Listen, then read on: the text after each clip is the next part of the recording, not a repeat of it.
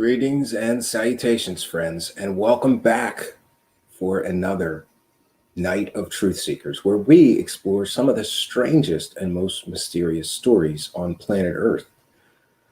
Lately, I have realized that there are a lot of people that make fantastical, supernatural claims in the New Age and consciousness, spirituality, UFO community. And we have in the past gone after some of those fakers, fraudsters, and fairy tale hucksters. But I began to think that it's not really fair leaving out a big player in the world of fantastical, some would say ridiculous, supernatural claims, and that would be the Catholic Church. We did a show previously on incorruptible bodies, a subject that I find fascinating because according to Catholicism and the Catholic priests who educated me as a child, when a saint dies, their bodies don't rot. That's how we know that they are in heaven with God, that they are indeed a saint. It's one of the testers for becoming canonized, they call it, as a saint. After your death, they dig up your body and check in to see how rotten you are. And if you're not rotten, then you're a saint, or at least that's one sign pointing to you being a saint. One of the saints and supernatural claims that I am most familiar with, both from my childhood and from recent sort of re-educating myself, is one Padre Pio. If you don't know the story of Padre Pio, it is an amazing story. First of all, he was born, in 1887 in Pietrelcina, a town in the province of Benevento, in the southern Italian region of Campania. His parents were actually peasant farmers. He was baptized in a nearby chapel. His parents also had two other children who died in infancy. When he was baptized, he was given the name Francesco. He stated that by the time he was 5 years old, he had already made the decision to dedicate his entire life to God. He worked on the land with his father until the age of about 10, and he looked after a small flock of sheep that his family owned. So from very meager beginnings comes this man who would become, in time, Padre Pio.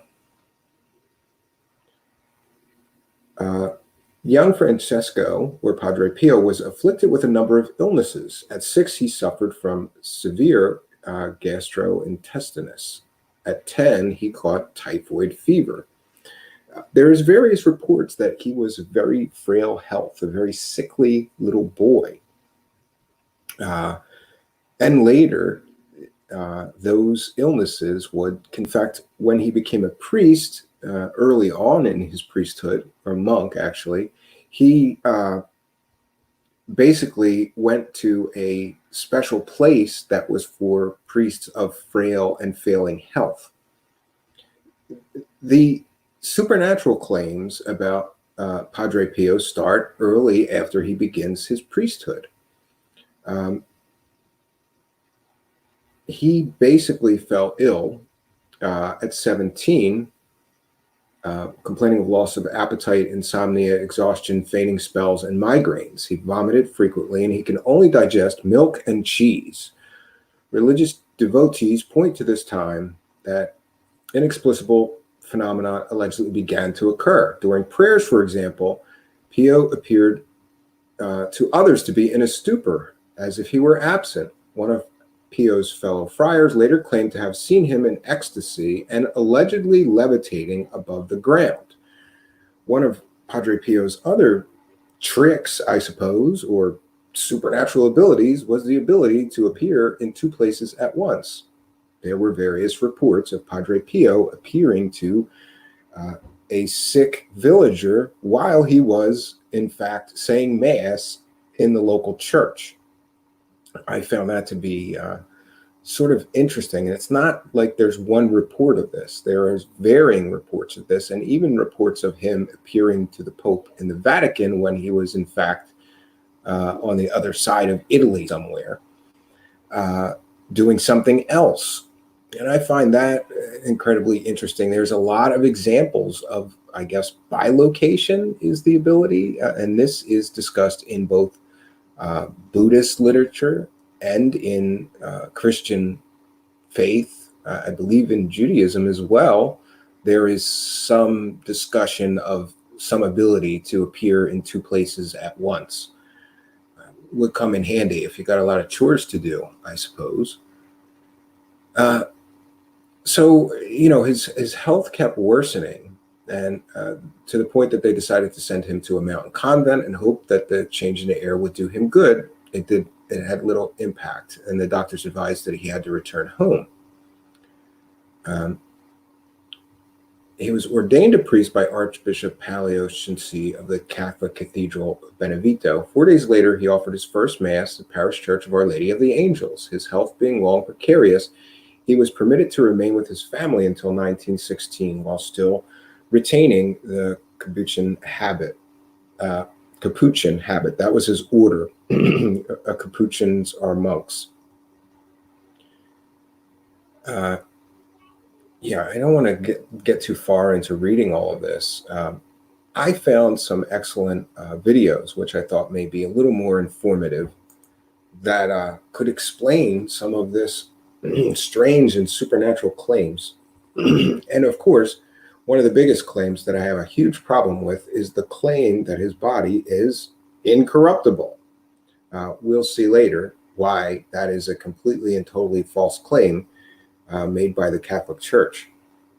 But let me see here.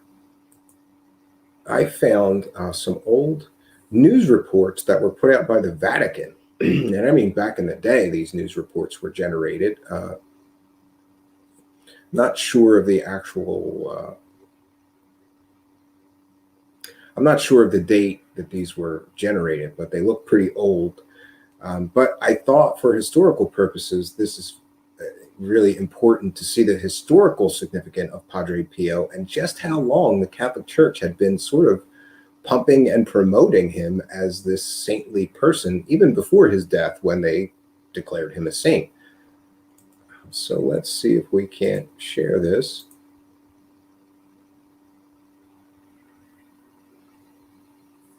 Okay, 1 second. So this is from RomeReports.com. I'm going to cite fair use, but I believe that this is put out by the Catholic Church and is not copyrighted. But still, we are citing fair use so that we can use this to educate the public about the mysterious Padre Pio.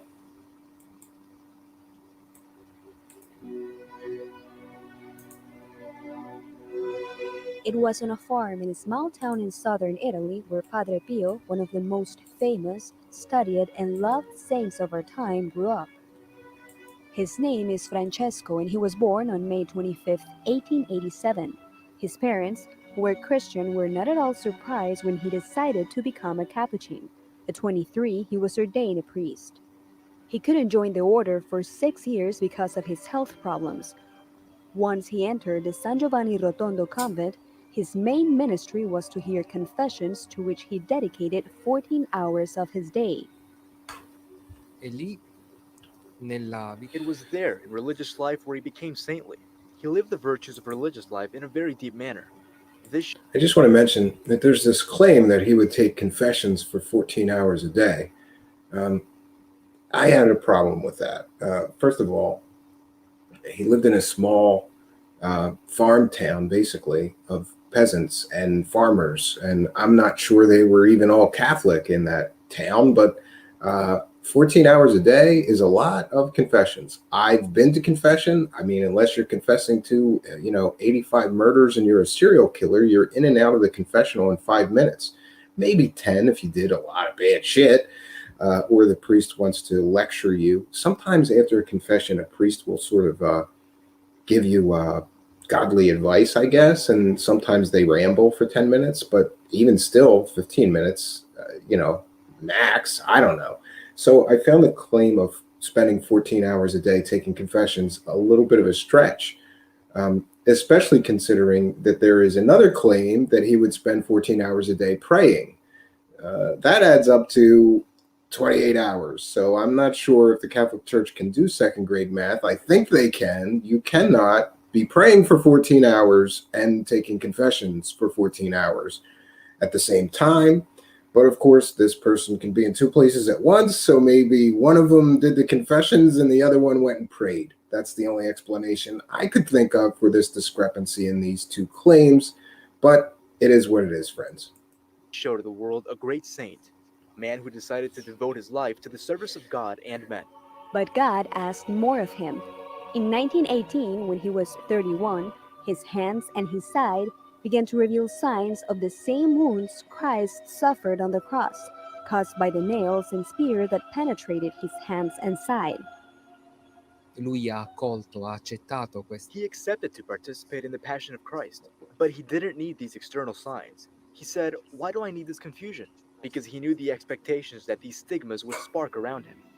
Padre Pio gained quite a following due to the physical. Yeah, so I just wanted to stop, and because he had this thing called the stigmata, which are the crucifixion wounds of Christ, he became an overnight, right after the stigmata appeared in his life or manifested itself, he became an overnight sensation, a pilgrimage point to Catholics all over the world. And really, the Vatican and the Pope had to certify that, yes, this is a real stigmata. I don't know what the determining factor for that is, but I do know I did a little bit of research and digging and asked a Catholic priest who is a theology professor and Catholic priest. I asked that priest, did Padre Pio or the Vatican ever allow any scientific study of this stigmata? And the answer was no. He was seen by doctors for his various health ailments, I guess, but they never studied. There was never a formal scientific study done of these claimed or alleged stigmata wounds. What was their source? What was their cause, maybe? So at the end of the day, again, in the Catholic faith, everything is faith. You can't really question the validity or the genuineness of this man having the wounds of Christ and that God gave him those wounds for whatever reason. You're just supposed to have faith.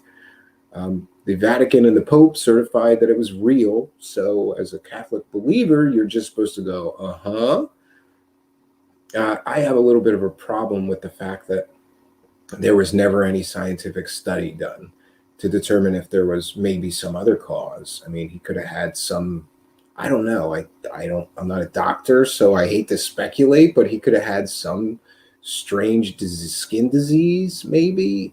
But it seems strange to me, like, why would that only affect his hands and his feet and his side, right, where the apparent wounds of Christ are supposed to be from the crucifixion? So it's a mystery. Why does he have these stigmata wounds? But the Catholic priest and theology professor that I spoke to said that perhaps God gave him those to draw people to him because he was a genuine Christ-like holy figure and saintly man. And perhaps that priest theorized that God gave him the gift of the stigmata so that he would become a sensation and that people would be drawn to him for his ministry and his message. Signs on his body, his pastoral care for those who visited San Giovanni Rotondo, and the miracles attributed to him. He received hundreds of letters from people asking for his help. There were so many that the brothers of his order had to help him read them all. He didn't rest much, yet he was still happy. To avoid possible confusion, the Vatican asked him to live a non-public life, and he obeyed. Yeah, this is there was a point at which the Vatican made him stop being a public priest, if that makes any sense, that he was not allowed to have a public ministry.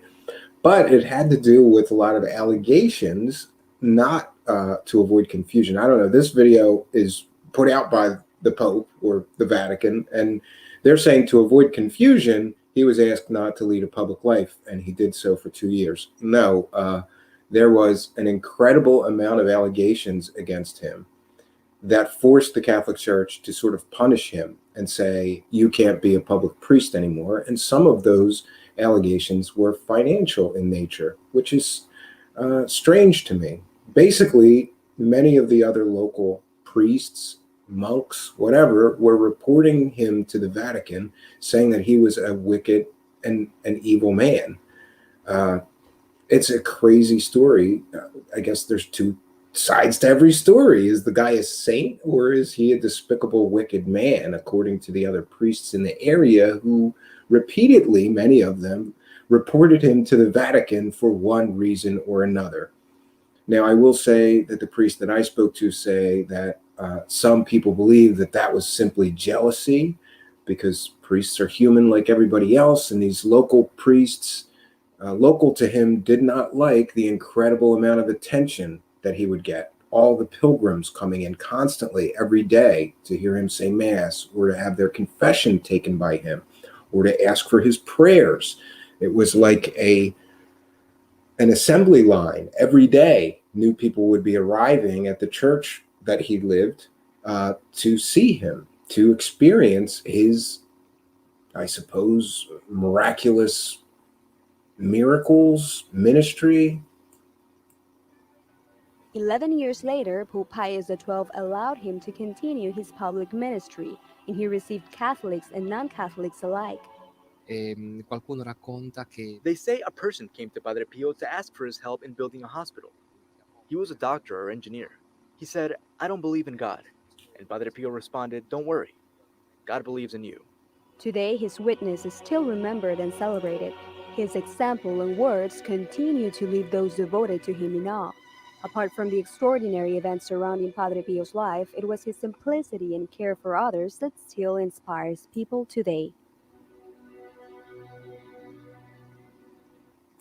Okay, and so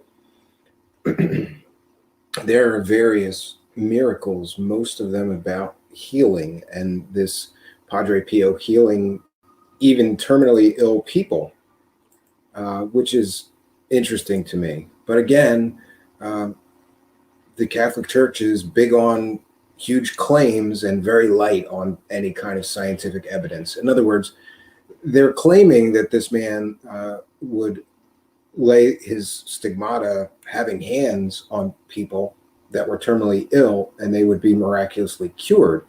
But we don't get to see like lab reports that they were terminally ill before he did this, and then lab reports after showing that they're no longer terminally ill. So to me, this is a claim, and it's an unproven claim. And listen, I just want to be sure that I mention that I don't want anybody to get the wrong idea that I'm bashing a saint here. By all reports, this man was a very pious, humble, helpful, warm human being. I guess I just have a problem with the Catholic Church making all of these claims. And yes, there is money to be made on these claims, and we'll unpack a little more of that later. Money in the form of pilgrims and pilgrimages and people who pay good money to go visit now the on display body of Padre Pio. Now I found another more modern video that we're gonna check into that video as well, which is a much more modern look, much more modern made video that explains why Padre Pio, or I guess it speculates about why Padre Pio got the stigmata, and tells a little bit of the story, more of this saint's story. I'm going to cite fair use, but again, I think this is a Catholic nonprofit organization that would not mind us using their video for educational purposes, but I will still cite fair use and say this is a transformative work. We are using this clip from this video to educate the public about the mysteries surrounding Padre Pio. So fair use. Okay, I have this queued up. Oh, wrong one. 1 second. Let me try that again, friends. Live show. It's going to happen. That's the next one. Okay, so. Okay, here we go. This is from EWTN Vaticano, which I think is the Vatican television channel. But again, we're going to cite fair use. This is transformative work. We're using this clip to educate the public. And there's the right one. I'm going to get this queued up a little bit. There we go. The name of the city is forever linked with one of the most popular contemporary saints, Saint Padre Pio. Today, San Giovanni Rotondo hosts the shrine dedicated to the image of Our Lady of Graces. And this is the church that Padre Pio served in for much of his life. When the young novice Francesco Forgione, the baptismal name of Padre Pio, arrived here on July the 28th, 1916, there was only a convent in the middle of a wood in the wilderness. We're right by the convent where he spent his years, and a convent was established here in the year 1538, and then in the year 1646 was dedicated to Our Lady of Graces.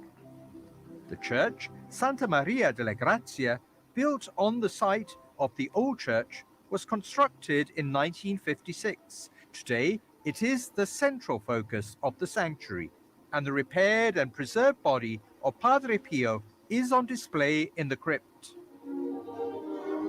Yeah, so much like the St. John Newman body that I described seeing as a child in Philadelphia, in Center City, Philadelphia, they have his body, which is said to not be, it's said to be incorruptible. And I have a huge problem with this term incorruptible, because this is the general meaning that Catholics have come to know is that the body does not rot.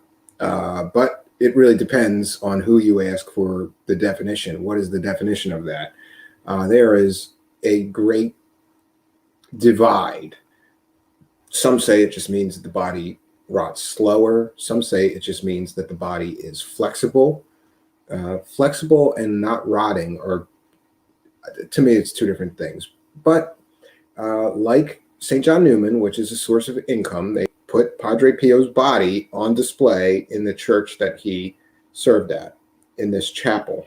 And it is a pilgrimage point, and thousands and thousands of people come from all over the world to go to that chapel, pray, and view the incorruptible, allegedly incorruptible body of Padre Pio.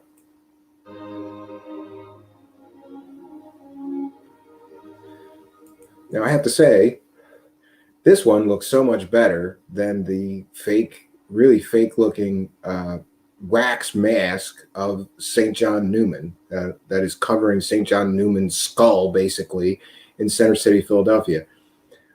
Boy, this one looks realistic. It looks like a sleeping man. Doesn't look like a man who has been dead for many, many years, does it? Better job on this one. I'll give the Catholic Church that. Much better job on this one, and we'll find out why as we continue to unpack this. I don't want to spill the beans just yet about why this one looks so much better, but it certainly looks better.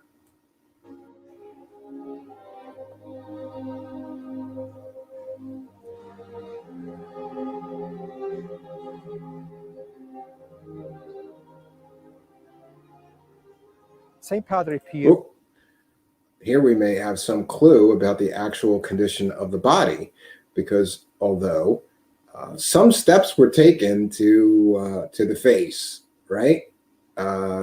here we could see the hands and their actual state of what looks to me like probably normal human decomposition for the age of the body and how long it has been dead. Again, we'll unpack more of this later. Pio suffered intensely through the transverberation, that lance that pierced his side on the 5th of August 1918, then in the Stigmata a month later. Yes, so apparently a lance, he got the side wound first, and then sometime later the wounds appeared on his hands and his feet, which are all the crucifixion wounds of Christ. The stigmata, when a person receives them from the Lord, they are a participation in his passion, his death. And so a person is stamped with the same wounds that Jesus Christ had. Entering the convent, we met the friar guardian, Carlo Maria Laborde. Father Carlo leads us through the long corridor to reveal the spiritual heart of the friars. At the moment, we're in a cell that used to be Padre Pio's room. He started living here 102 years ago, when he arrived in 1916. He came here for health reasons, looking for a more suitable environment for his state of health, and consequently, this small room was assigned to it. This room, Padre Pio practically always kept.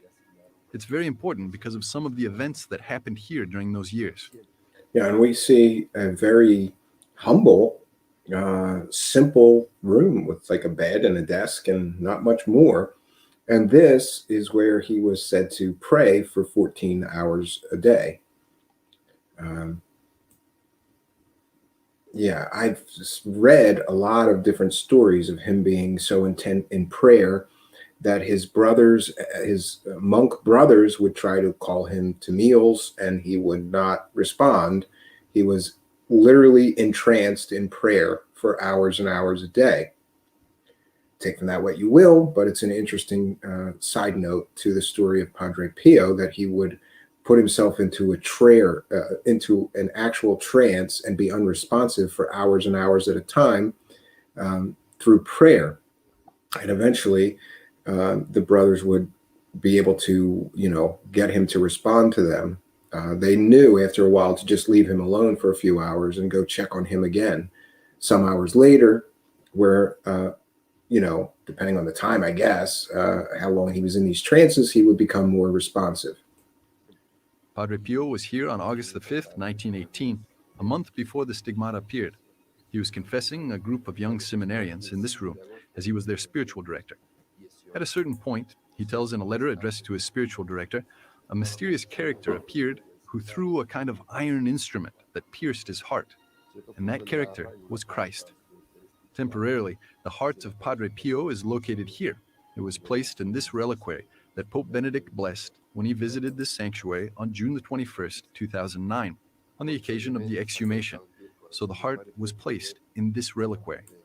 Yeah, so they took the heart out of the body and placed it in this sort of fancy box. I forget, he said reliquary. I think that's the Catholic word for it. And a reliquary is where a relic of a saint will be placed. And there's many of these all over the world. Some of them hold bones of the apostles or claimed bones of the apostles or saints.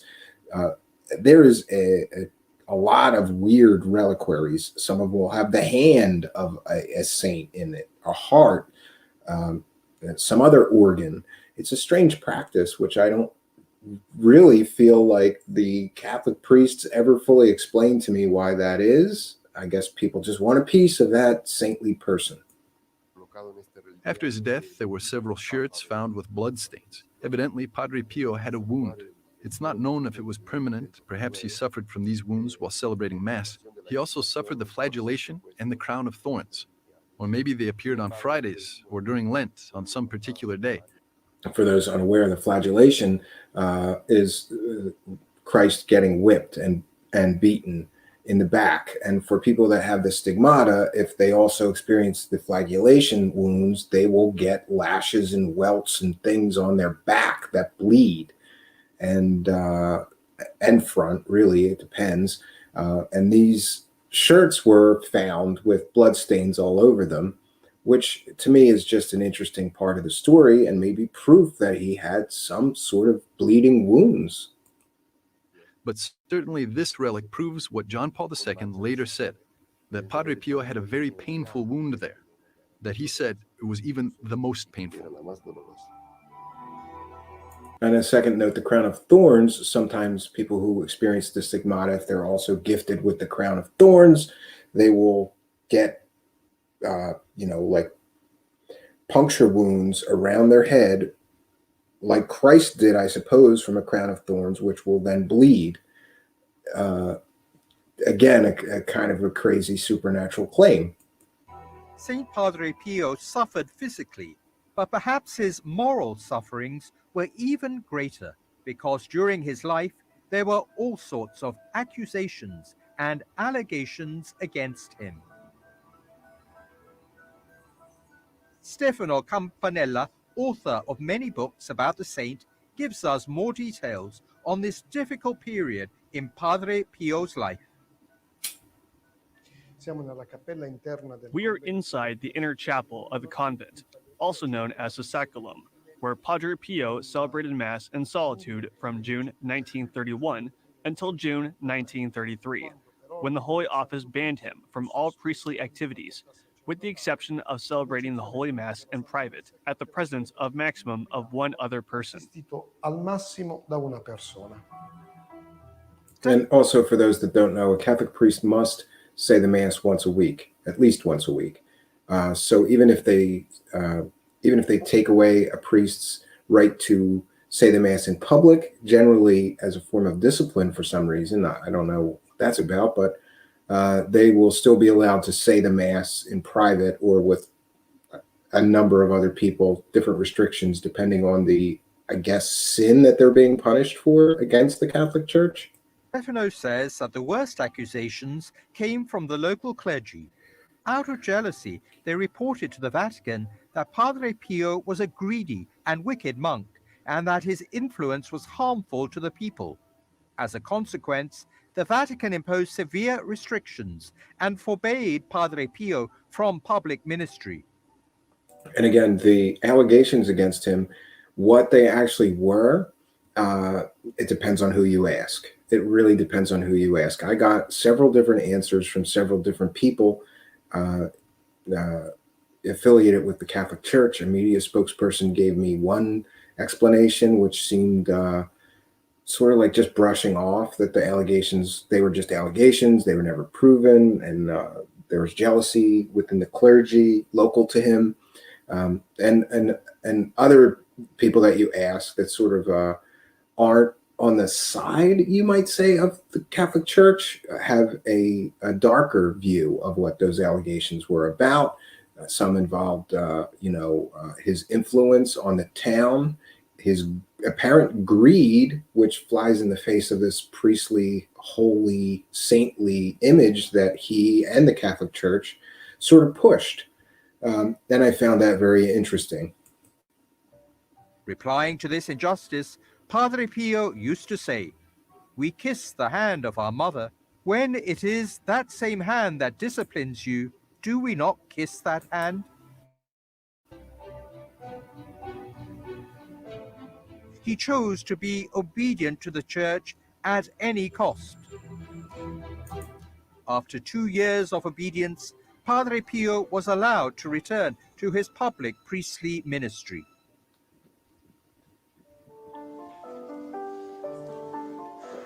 Under the tender gaze of Our Lady of Graces, here Padre Pio celebrated daily Mass and heard confessions. This chapel was a well of his spiritual strength and a source of all miracles and graces.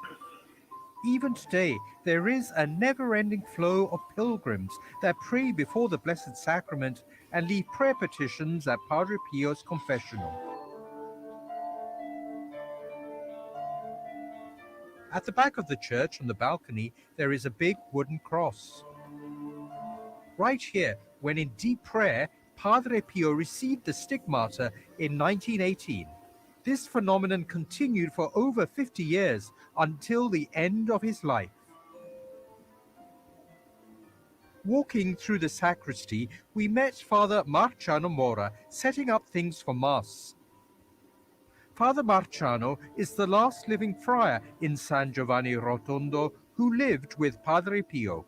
I just wanted to mention that this announcer or this person mentioned that the stigmata would stay with him throughout his entire life, but apparently the day that he died, the stigmata wounds disappeared from his body.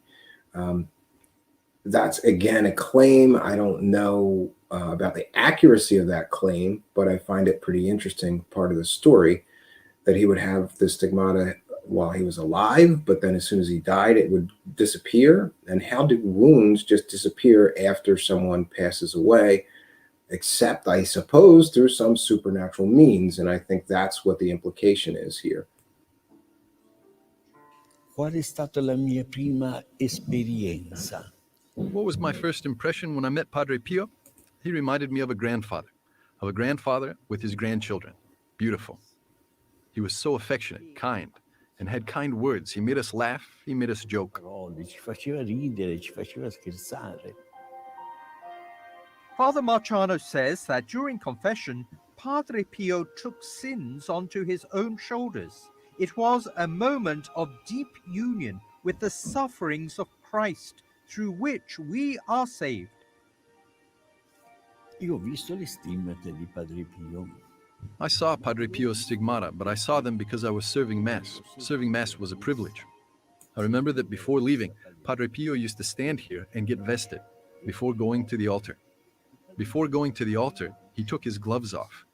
Therefore, he used to celebrate Mass without his gloves.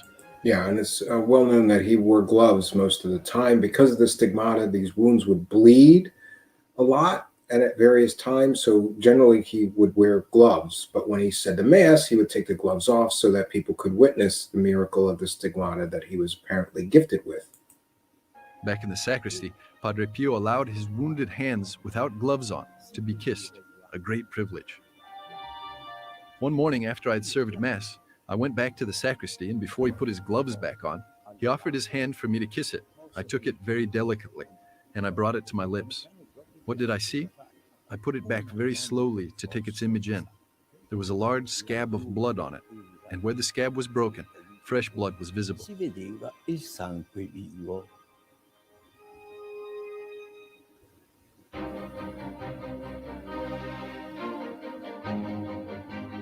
The Lord chose to give Padre Pio the stigmata for the sake of the body, the church. They were a sign to others of his credibility as a confessor, his credibility as a man who could read souls. So people were drawn to Padre Pio because of the stigmata. God used that. But then when they were in his presence, he gave them a word for their lives, certainly to lead them perhaps from sinful ways, lead them from very difficult situations, sufferings, in order that they could encounter the resurrection. Interesting, you know, that for Padre Pio, he bore those stigmata for over 50 years, but then immediately after his death, the stigmata disappeared.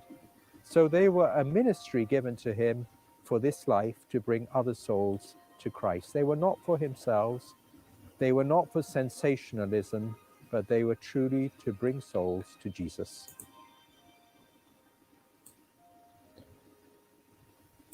Yeah, so interesting. Again, the priest that I talked to about this, who is a theologian, told me that the general belief was that he was given this gift of the stigmata to draw people to him and by extension to the Catholic faith, the Catholic Church, and to Christ. I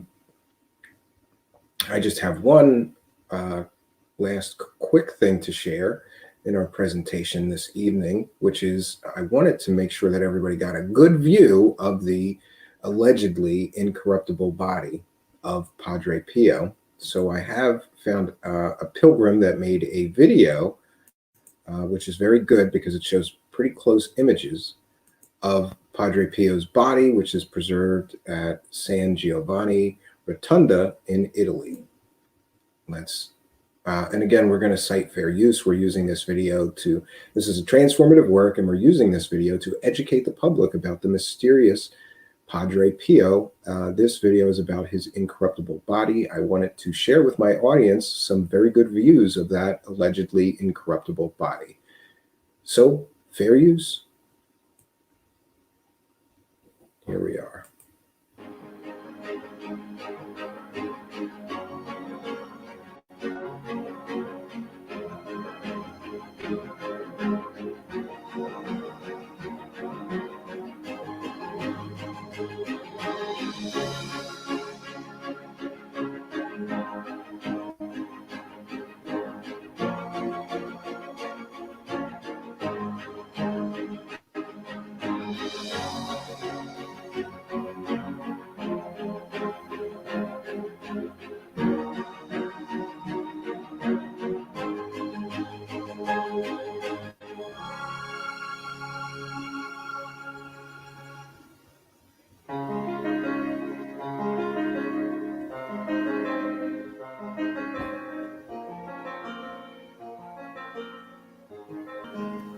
It's a little creepy to just have a human body laying out like that, but I mean, it is what it is. This is what Catholics do.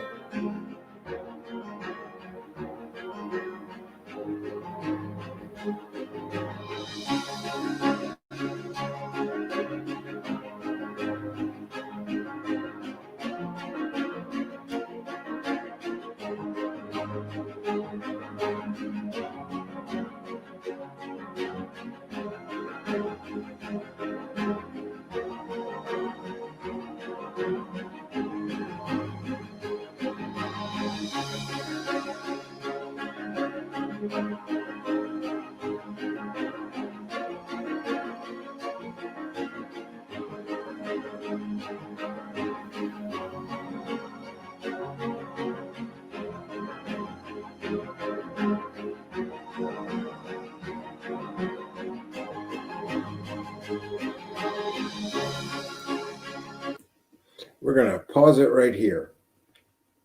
I mentioned that this one looks much, much better than the wax face of St. John Newman that I saw in Center City, Philadelphia, that looked completely fake. And I knew that that wasn't a body. I knew it was fake right away. And I asked myself as a child, if I had seen this one, would I think that incorruptibility was real?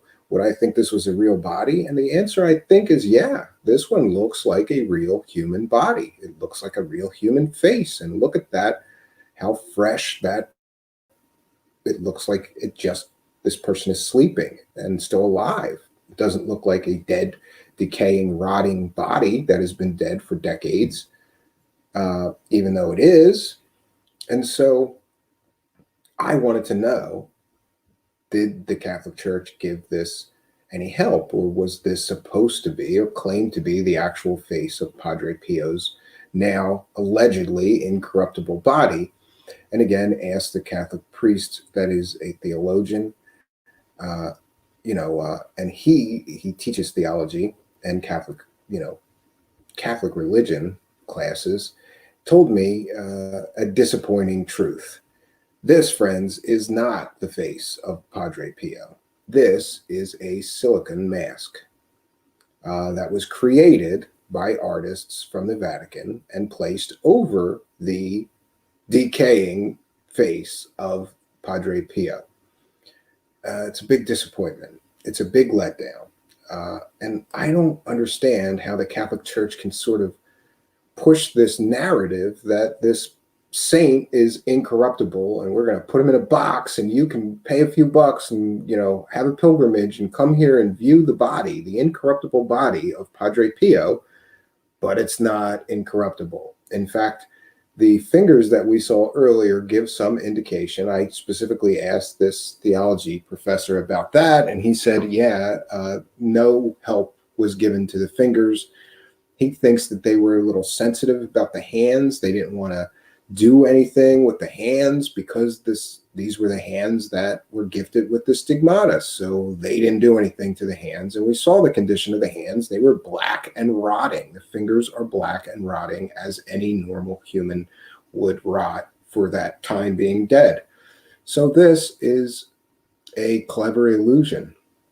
And I believe that this clever illusion is cast to make money. It's a huge money source for the local church especially, but I'm sure they got to kick up, you know, to the Vatican some of that money that people are leaving in those collection plates, all those pilgrims coming there.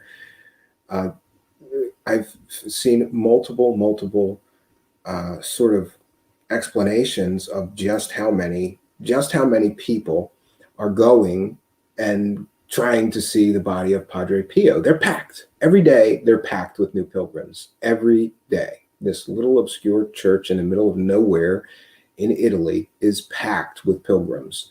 And we see this sort of, we've got an incorruptible body in our chapel. Really all over the world, there's many different examples of this practice, which to me is a pretty morbid and strange practice. We're going to put the pattern follows just like St. John Newman that I personally witnessed. And this Padre Pio, what they do is they take a normal human decaying body and then they put a mask over it or even a fake head. In one case, I found an entire fake body was created and put in the glass. And then beneath the fake body was basically a skeleton of the actual rotted corpse of the saint that the fake was intended to portray. I don't know what to say about this except, it's just not real. It's just not real. And we'll watch a little bit more of this.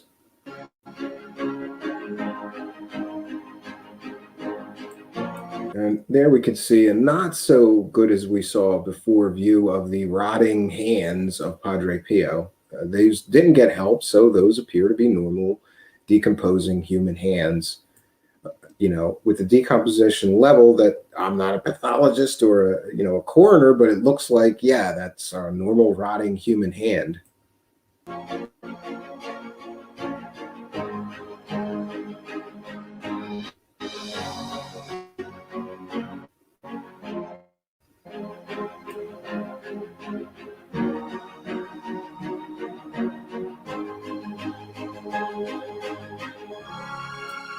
Definitely a little morbid.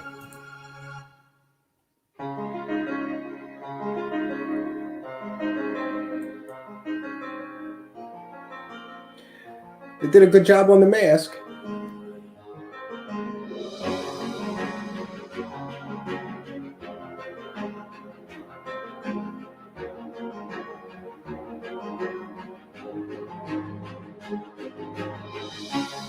These are pieces from the museum.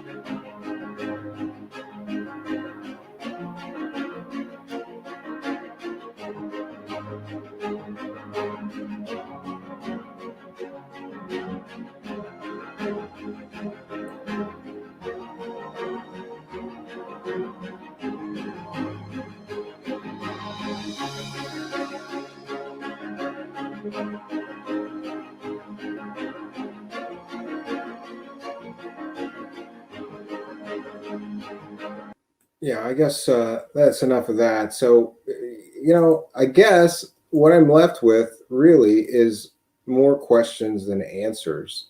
Why can we not get to the truth of what the allegations against him that caused the Catholic Church to shut him down for many years?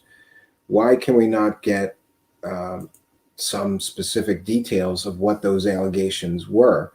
And why do I get different answers to my questions depending on who I ask? I've not gotten a straight answer about what those allegations were all about. But it's the Catholic Church doesn't just take an allegation against a priest and punish him. There's some sort of process there. So there had to be some validity to the complaints against him by the local clergy members. But again, we also have reports that those people were just jealous. So I find this whole Catholic Church, it's basically a Catholic Church grift. Like, we're going to put a normal decaying body in a glass box, and then we're going to help it along with either in St. John Newman's case, a wax mask. In Padre Pio's case, a silicone mask. It's like they upped their game, right? They got a silicone mask that's really realistic. They probably made a life cast of his face, and or just an artist went in and made a likeness of him in latex and rubber, and punched all the hair in. It's a really good job. It looks totally realistic, but it's fake as shit. But you too can have a pilgrimage to come and see our incorruptible saint. Incorruptibility to me is a lie. This is the second show where we've touched on this concept, this Catholic concept of incorruptibility. Please, if anyone has a genuine example of an incorruptible body that is genuinely not rotting, is genuinely not decaying, showing normal signs of human decay, please send it to me at truthseekershow@gmail.com. I asked around to several different Catholic priests and Catholic priest educators, and they could not give me, they couldn't be sure. They were like wishy-washy, like, well, I hear that some of the cases are really genuine and they don't get help, like a silicone mask or a wax mask. And I said, great, well, which one are those? I'll go look into those. Oh, I don't really know. I just know some of them are real. Okay, it's like a bait and switch, though, for the Catholic Church to tell people this is an incorruptible body of a saint and then slap a silicone mask on it. To me, that seems really like an immoral and unethical thing to do, especially when you're taking money from people. But it's the Catholic Church. It's all about the Benjamins. I like to say, Father, grab a dollar. They're going to grab a dollar any way they can, friends. And if that means faking a body of a saint that's not rotten, and here you can look at this body of this saint that's not rotten or decayed, but it is, yeah, make sure you put your church envelopes in, throw some money in our collection plate. I don't know. As far as the various claims of his miracles, again, these are claims. And I started our broadcast talking about how I and many other people sort of go after New Age fakes, right? These fake psychics, these fake whistleblowers, fake abduction victims, fake UFO contactees. We go after them because they're taking money from stupid people for ridiculous claims they can't prove. But religion is no different, is no better. They do the same thing. Maybe they just, I don't know, get a pass because they're not like a UFO cult. They're a major religion, whatever that means.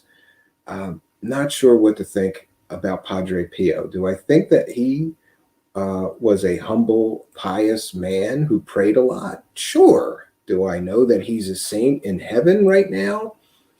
I don't know. I don't think that any man can know. That's another problem I have with Catholicism. The general accepted teaching on saints and why you declare them a saint is because you are sure that they are in heaven with God. I don't know that any man can be sure of another man's path to God or heaven, right? For all we know, some of the saints had secrets that they never shared. Maybe they committed a mortal sin. Maybe they killed somebody. Maybe they raped somebody and covered it up. Certainly somebody that killed or raped somebody and covered it up wouldn't get into heaven, right? But the Catholic Church feels confident that they can declare, yes, this person is in heaven.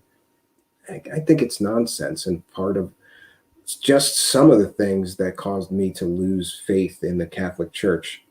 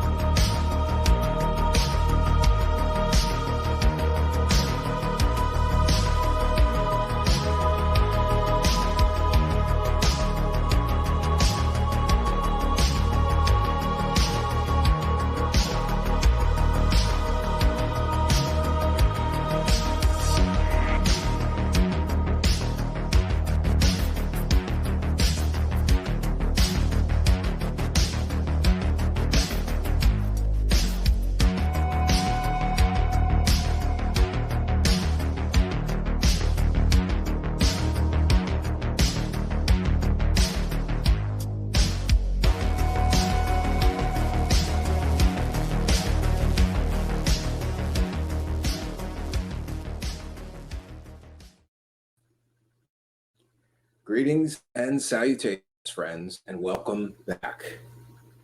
I have taken a few days off, which was good and well received.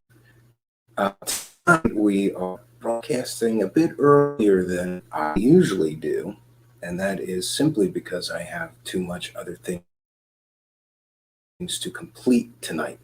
I still wanted to make sure, however, to come here and water this garden, for surely a garden that is watered enough will grow. I thought that tonight we could take sort of a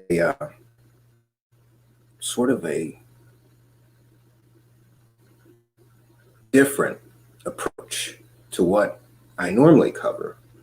It occurred to me that there are an incredible amount of supernatural and paranormal claims in the so-called New Age or spirituality community, psychic community, awakened community, whatever you want to call it. There is a great deal of claims of supernatural things in that community. Equally, I suppose, in communities that are interested in centered around things like ceremonial magic, there are paranormal and supernatural claims. But I think the more that I thought about it, some people in the world just get a pass for making supernatural claims, and that would be the Christian and Catholic churches. There's an incredible amount of paranormal claims, obviously. People who talk to God, people who are sent by God, saints, angels, demons, all that things. Part of my study of the psychic community and the New Age community has always, it appeared to me, involved con men and grifters, fakers, fraudsters, people who claim incredible supernatural and paranormal things, but don't deliver the proof and then take money from people. That sort of thing has always bothered me. But the more I think about it lately, the more I realize that churches are guilty of the same kind of thing. After all, they make incredible claims. One of the claims made by the Catholic Church that I've always found fascinating is this claim of incorruptibility. For those not aware, I grew up Catholic and had over a decade of Catholic school, where we are sort of brainwashed into the Bible and Catholic faith and Catholic doctrine. And incorruptibility is just one of those things that you're supposed to believe without question. You're supposed to just have faith and believe it. For those that don't know, this is a claim of the Catholic faith that their saints' bodies are what's called incorruptible, which the definition of which, and you ask, to some, to most, incorruptibility means that the body doesn't rot. The body is as fresh 100 years from the date of death, is just as fresh as the day it died. There are various claims like these bodies emit a supernatural sweet smell, that sometimes they bleed, sometimes they cry. As a young Catholic boy, I was an altar boy, and I was on the fast track to becoming a Catholic priest at one point in my life, believe it or not. Even spent some time at St. Charles Borromeo Seminary. I was incredibly interested in the Catholic supernatural stuff. And upon hearing about this concept called incorruptibility, I had to investigate. I believe I was in 6th grade when I heard about this incorruptibility thing. It was part of a religion class talking about saints. And we were told that the saints' bodies do not rot. I was interested. How can this be? How can it not rot? As a Catholic student, you are then given 100 stories about different incorruptible saints, saints that they dug up 100 years after they were dead, and the body was just fresh. The day it was dug up as the day it was buried. It hadn't rotted. It had not been corrupted. And this is the concept of incorruptibility. So, as a child and a very interested party, I decided I had to see one of these bodies for myself. And this is where the story gets interesting. I happened to grow up in Philadelphia, Pennsylvania, and was shocked and amazed when I asked the priest where the nearest body was. At my church, he told me that it was at St. John Newman's in Center City. I lived just a few miles from Center City, the church where I was taking these religion classes, telling me about incorruptibility, just a few miles, right, from where this incorruptible body was. Folks, I got a bus token. I took an elevated train down Center City as a boy by myself. I didn't tell anybody I was going to go do this. I was afraid my parents wouldn't let me.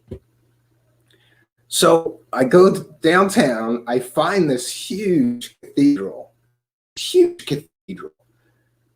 where the body of St. John Newman is supposed to be laying in a glass case inside the altar of this cathedral, this church. Folks, I was so excited, walked up those big steps, a little boy that I was, couldn't wait to see this body, this incorruptible body of St. John Newman. Couldn't believe it. So I entered the church, the cathedral, and curiously, there was almost no one there. There was a few people praying in the back rows of the pews, and there was a huge, wide path up to the altar. And in the distance, I could see somebody laying inside that altar, or what I thought was somebody laying inside the altar, I should say. Then I realized, of course, that there really is a body in there. That priest wasn't lying to me. There's a body inside that altar. This cathedral is huge. I can't tell you, maybe it's 100 feet, maybe even 150 or 200 feet to the altar from the back of the church where I first witnessed this body. I began to slowly walk up that huge path, and the body came closer and closer in view. Then I got to the very front of the church, right? And there would be a step up to the altar, and you're not supposed to go. You're supposed to step up and walk around the altar, but I couldn't help myself. I looked back, and I just saw a few people praying in the back, look around. The doors for every church I've ever seen where the priests come in and out are on the sides of the altar. Checked both. We're good. Is there any priests around here? Not seeing any priests anyway that would stop me. I stepped right up on that, place where the altar was. Got my face right up against this John Newman's face, and had the shock of my life. It looked completely, totally like carved fake face. There's no detail in the fake. It was totally smooth, like it had been melted into place. It wasn't real. At least I thought, this can't be real. That's not a real human face. It can't be real. And just then I heard a thundering voice. It was a priest say, "Excuse me, and you can't be there." He was down at the church, stepped down, and anyway, priest called me standing right there and to come down from there. I was scared to death because, priests, authority figures. Uh-oh, and now I'm in trouble. I knew I wasn't supposed to be up there. So I walked over to the priest. "I'm sorry, Father. I'm sorry, Father. I just learned about incorruptibility, and I really had to see this for myself. I had to see it right up close, Father. I had to see it. I had to see it." And the priest said, "I understand. Well, what did you think?" And I said, "It looks fake. That's not real, is it?" The The priest took me aside and told me to sit in a pew. And we sat there in a pew for a good 20, 30 minutes. And he told me about how the body of St. John Newman was dug up long after it had been dead for a few decades and was in really good condition for a body that had been dead that long. But it wasn't exactly fresh as the day it was buried.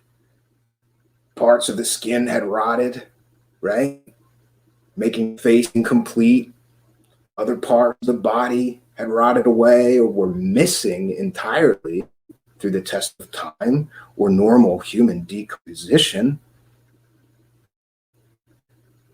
And so he didn't quite tell me why, but they still put the body in that altar in this cathedral.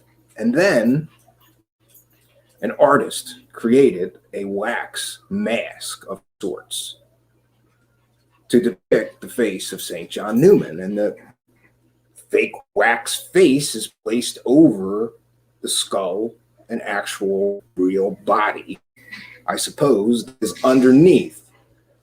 He said no one would want to see St. John Newman's face in the condition that it really looks. I said I would, and asked him if he could take the mask off and let me see. He wouldn't let that happen. He told me that people weren't meant to see the face, the real face of St. John Newman. This, my friends, has always stuck with me. Why would the Catholic Church knowingly and willingly kind of fudge things and say this body is incorruptible when it's really not? Why would they purposefully attempt to deceive people by making a very pleasant mask, wax mask or face to put around a rotting body that you're claiming doesn't rot? Seems strange to me.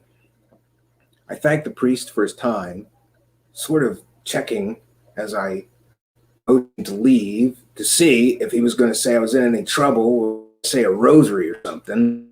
They always love to make you say the rosary as a punishment. I liked saying the rosary, so for me, it wasn't a big deal.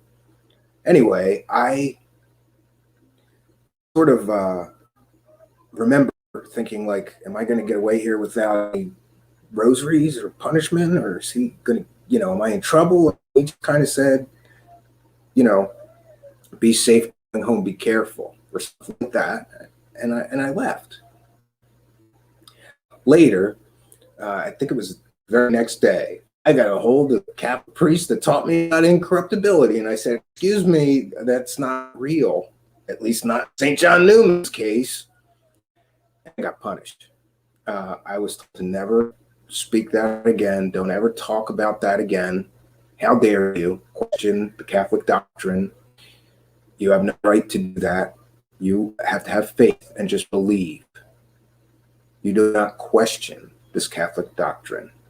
But even then, of course, I questioned the Catholic doctrine. Seems strange to me that they could so willingly just lie about the state of many of these bodies. Now later, I would learn that there are some bodies that have zero rotting, zero decomposition, zero decay. At least they appear that way. And in some cases, they do not say anything about a wax mask or help to show the face. I found several other examples where, yes, they will admit they're using a wax face or mask over the decomposing face or the skull.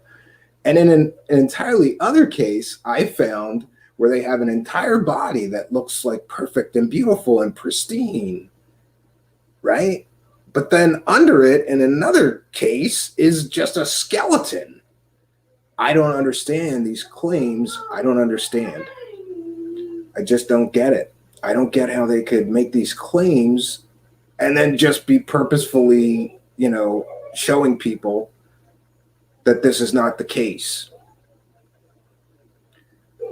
So, my friends, I continued to look into it despite the fact that I was literally punished for speaking the truth that St. John Newman's body was not perfectly preserved as I had been told or led to believe. And that, my friends, taught me something about Catholic doctrine. Just believe, don't question. But anyway, friends, I thought I would share the screen and just show you some of the most famous examples of these incorruptible bodies. There may be some that are actually not rotting, not decomposing, etc. However, I don't believe that the Catholic Church allows any scientist or medical person to examine these bodies. So I guess we're just going to have faith that these are real and not wax fakes or wax masks or wax face coverings on top of decaying skulls. And let's see if I can find this.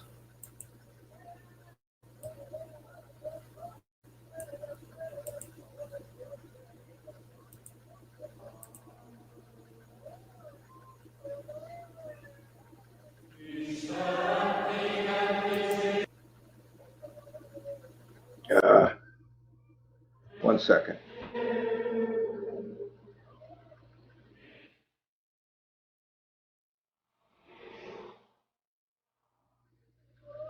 This music reminds me of church.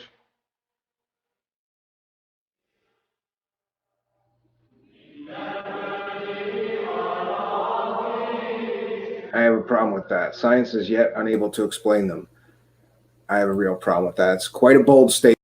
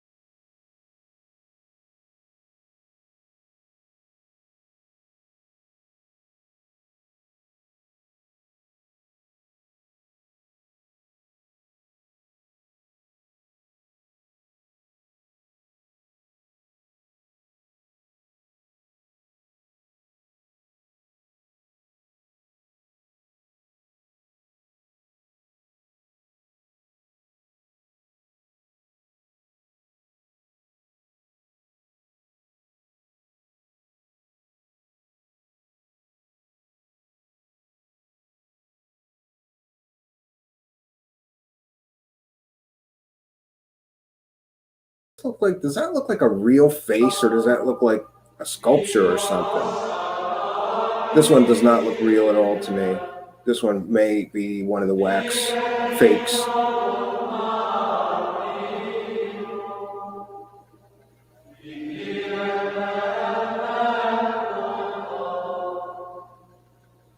This one, 1917. Friends, there is so many of these. There's like hundreds and hundreds of them, and it's kind of crazy and interesting that they generally are put as altars inside churches, different churches and cathedrals, and become a pilgrimage point. People want to visit that saint and see the incorruptible body of the saint.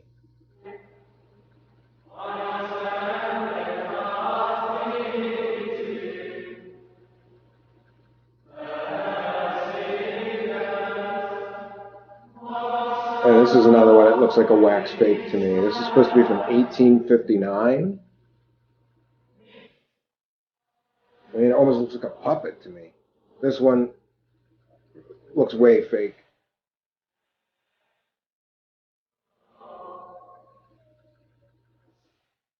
This one, a little more realistic, looks a little bit like it's mummified.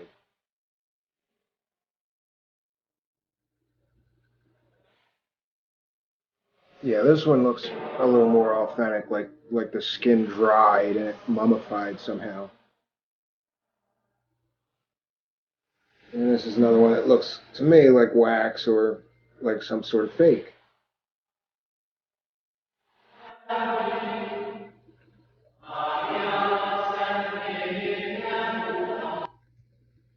Okay, we're gonna stop it there. So there is an incredible amount of these saints that are incorruptible.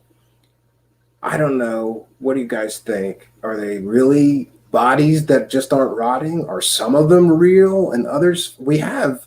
There is ample and supportive evidence that some of them are wax fakes. So I don't understand. And the Catholic Church doesn't really differentiate, and there's different explanations given. It is just one of those crazy stories. Saints that are incorruptible, saints whose bodies do not rot. And by the way, one of the criteria for whether or not a person can become a saint or not is incorruptibility. They have to see or find that their bodies are in this supposed glorious, holy state of incorruptibility. As for me, friends, having grown up Catholic and thoroughly researched a lot of these individually, more often than not, I found that the caretakers of the incorruptible bodies will admit that they have helped the appearance of the body by masks, wax masks, other, fake hands, instead of showing the real hands, which are rotted and, in a normal state of human decay. And there are several of these that are actually just skeletons that they place, a wax face over and wax hands over the skeletal hands. To me, it's a crazy claim to make that these bodies are in some glorious, holy state of not rotting when they are, and you're using wax and fake stuff on top of a skeleton to try to sell it. I thought a lot about it. Why would they fake these things? And then I started to remember the financial value of pilgrimages. For those that don't know, in many cultures, it is sort of a cultural requirement that you're supposed to make a pilgrimage somewhere. I grew up Catholic and I'm also Polish. So for us, the pilgrimage is to go to Częstochowa and see Częstochowa in Poland. And that is a very, very common among Polish families, no matter where you're at in the world, where your state, sort of poetically would say that the Polish people had been scattered to the winds around the world. And Polish Catholics believe that you have to return to Poland, more specifically to Częstochowa. You have to see Częstochowa. I've never gotten there, but interestingly, there's a replica of Częstochowa like a half hour from my new house. It's the Częstochowa in Doylestown, Pennsylvania. Not the same, though. You're really supposed to go to the Polish one. And so maybe someday I'll do that. My point is, pilgrimages are big money. There are basically tourist dollars to be had by these churches and cathedrals, and there's tours and whatever. Many people will just attend mass there where the incorruptible saint's body is, and then give a gift, a financial. You're supposed to give a financial gift to the priests, of course. Yeah. I've always joked it's like Father grab a dollar, right? They're going to grab a dollar, friends. They're going to get $1. So these fake incorruptible bodies that they're claiming some kind of paranormal or supernatural reasoning for, that are, wax fakes, are put there so that people come and venerate that place as sort of holy, that people appreciate the priests that run that church and take care of that saint's body and give them a few dollars. This, my friends, may just be the reason why that there is just outright fakery involved with some of these so-called incorruptible bodies. Now, conversely, I have found examples of a few where the churches, cathedrals, resting places, and caretakers of the bodies claim there is no wax help, there is no fake face, that's the actual body. But interestingly, none of them will or have submitted the bodies that are supposedly in these incredibly preserved states, they will not submit to scientific examination. And yet, as we saw in this sort of propaganda, that's a Catholic propaganda video, basically. As we saw in that, they claim that science cannot explain it. Well, maybe science could if you allowed scientists access to study these things. I find that, it's disingenuous at best and outright dishonest to say science cannot explain these things. So, friends, with that, I will turn my total attention here to the live chat. I'm sorry to sort of ramble tonight, but, this has been a personal interest of mine for quite some time. So, I want to know what you guys think. Are these real? Are these all frauds? Maybe a few are genuine? And why would they fake these things in so many cases? Why would they fake faces and hands, etc., or just an entire fake body with a skeleton in another box underneath that fake body? Very strange. What do you guys think? Brad Gray says, but God will protect the pilgrims, of course.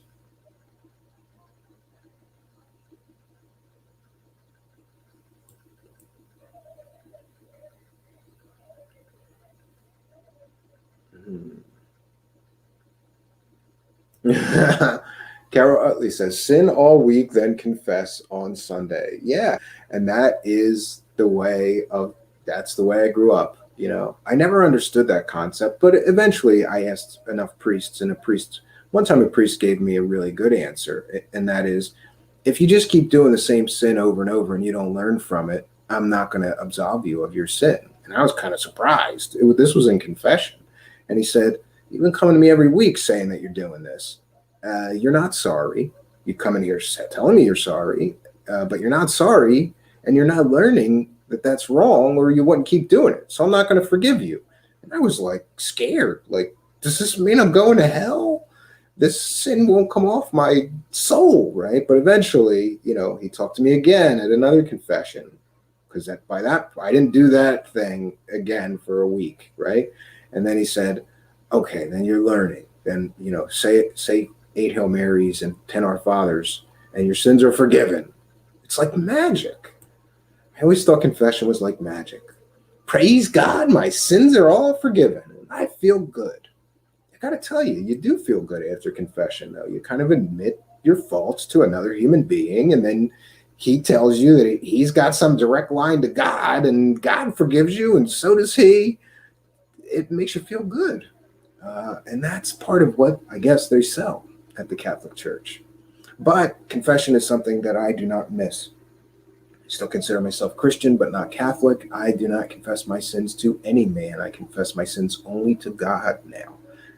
I don't believe in intermediaries between God and man. I don't believe in anointed ones that have some better direct line to God than I do. We're all human.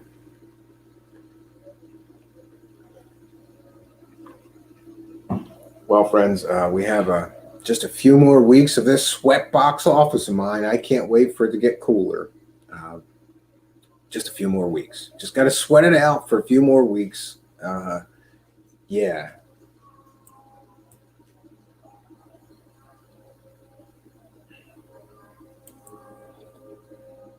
Brad Gray, how do you sing the Polish national anthem? Is this a Polak joke, Brad Gray? I don't know. I know how to sing Stolat in Polish, but not. I don't even know what the Polish national anthem is. Technically, the church used to open all the time. Mass was said more often. You can make appointments with the priest for confessions. Yeah, that's basically the way. Well, in my church, the way that it went is that confession was at a set time, like Saturday at 2 p.m., and you would go to the church and everybody'd sort of wait in line. There usually wasn't, for as huge a church as it was, they would put like 4 or 5 priests in there. There wasn't that long a line. You can get in and out in 20 minutes. Well, depending on how many sins you had to confess, right? Jeanette Krasenko, I didn't know you were Polish. Absolutely, yeah. Half Polish. I'm actually half Polish and half Irish, and that is a dangerous combination. My mother used to say I was half drunk and half stupid. It's nice. Genocide says I'm pagan and I like it.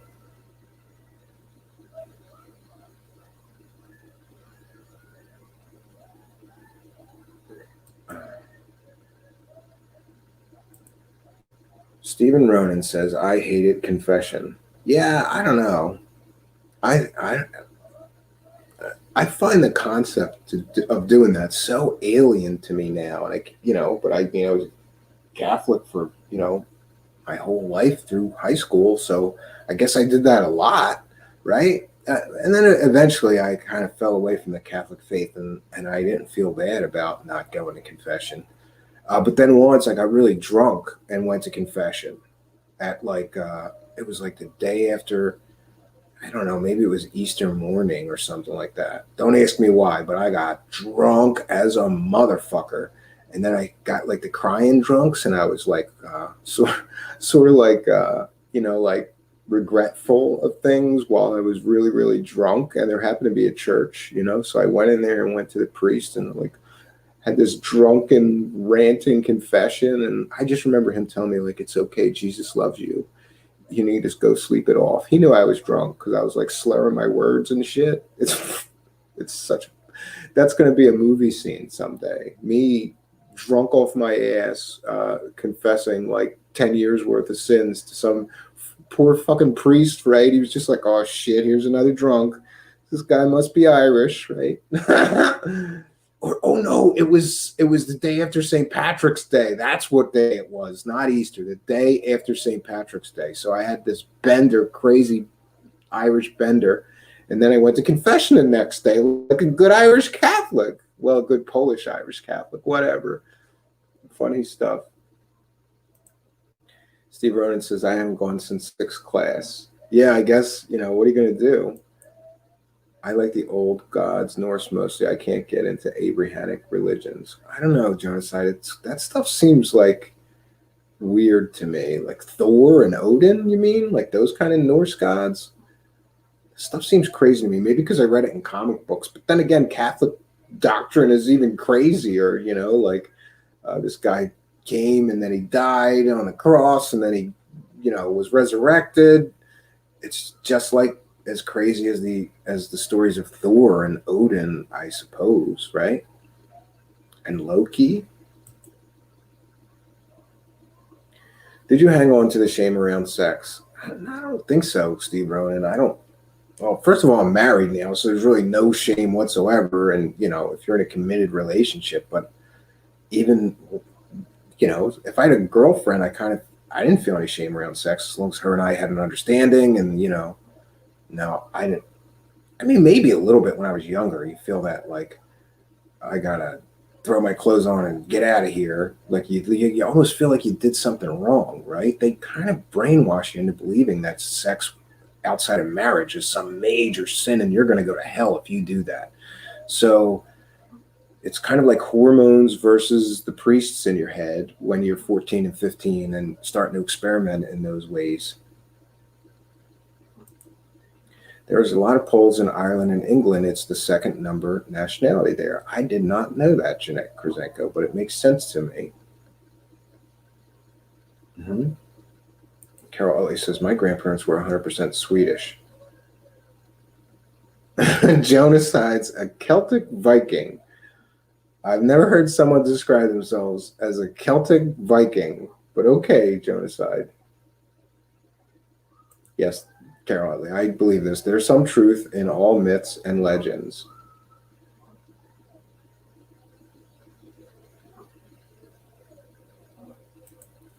Stephen Ronan, me neither, but sometimes it would pop up. Yeah, I suppose so. And Sixth Design. Evidently, you will go to hell for anything and everything you do. It's ridiculous. I don't know how people can believe in that stuff so blindly. Yeah, I mean, you get brainwashed, Sixes. You get an hour of listen to us tell you about our religion every day for over a decade. It starts to grain on you, I guess, and wear away your your reasoning ability, and it's sort of like a group dynamic. Like it's just easier to surrender and go, yeah, this is what I believe. Later you may sort of second guess that belief, like I did, and come to your own conclusions about what you were taught. But I gotta say that the Catholics were amazing at educating me. I wouldn't trade that education for anything. They do a good job, so much better than public school. To go to a Catholic school was a privilege because they're known to be incredibly good educators. And I don't mean just religion, I mean all. They would have very, very educated people teaching each subject, especially when you got to high school. They would have somebody that was an expert at algebra teaching algebra, expert at social studies teaching that, and so on and so on. And so you were almost forced to get a great education.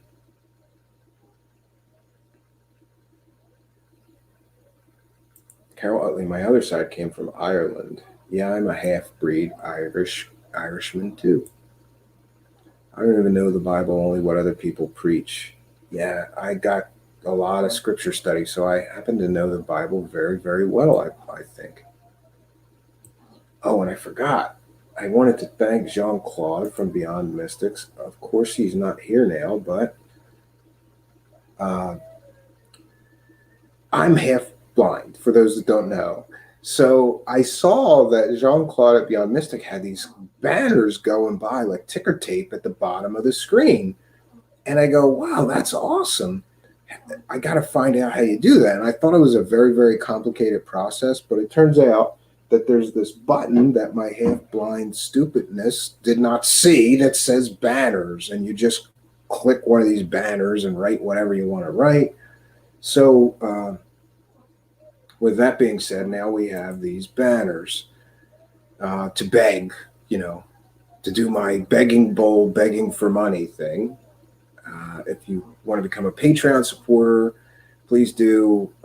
If you want to see our show continue, links in the About section of our channel. So now, hopefully, I can beg less and just leave that up there on the screen. Maybe it's a subliminal message that will affect people and make them send me their money. That would be funny. And of course, I have multiple of these, like send us money, you leeches, make a PayPal donation. And here's how to make the PayPal donation. Be sure to include your PayPal, or excuse me, your email, your chat room ID, not email, your chat room user ID, so that I will know who it came from in the live chat. 1 second here. And of course, I get tired of saying this too, so we also have this one now. Please like, comment, and subscribe. Please send our channel address to some friends. It would be very, very helpful and beneficial if we could get some support. There's a few ways to support us. Of course, the first is, of course, financial through either PayPal or Patreon. I understand if you don't have a few bucks. So another way that you can support us is to like, comment, and subscribe. And of course, we all know people that are interested in these strange subjects. Please, if you have friends, send our channel address to some friends. Ask them to come and join us in this journey called Truth Seekers. I would sincerely appreciate your help and support to try to grow the show. So friends, there was one other thing, I guess, one other thing that I was going to just share, and that is the St. John Newman body. I just going to share, I guess, okay, here we go. Okay. I just wanted to show you guys what the body that I saw as a child, which, by the way, it's still there. It's called the St. John Newman Shrine in Center City, Philadelphia, and you can go visit it. 1 second.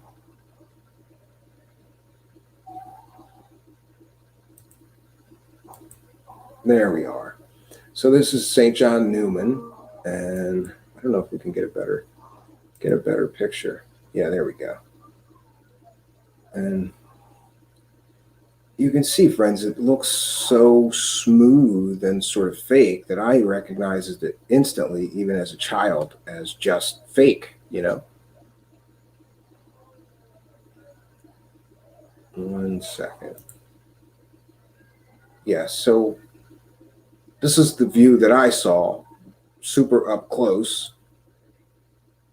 And, oh, wait a minute. Let me try to get back there. There we have, this is him in life, of course, and this is a fresco or a painting, I believe, in the St. John Neumann Shrine. Here are some, I'm not sure where that, oh, this is just some other pictures, sorry. So that is the major shot that I could share. Oh, maybe St. John Neumann doesn't want me sharing this. There we go.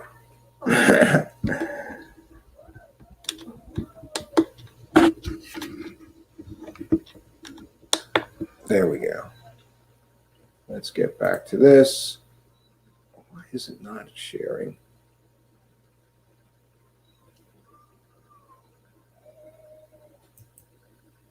Oh, okay, wait a minute. Let me try this again.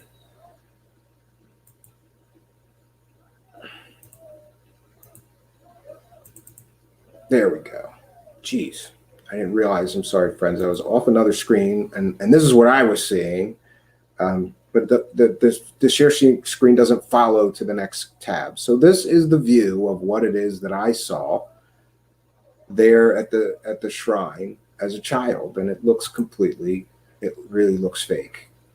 And this, of course, is St. John, a depiction of him alive that is a painting in a fresco there in the shrine, in the cathedral in Center City.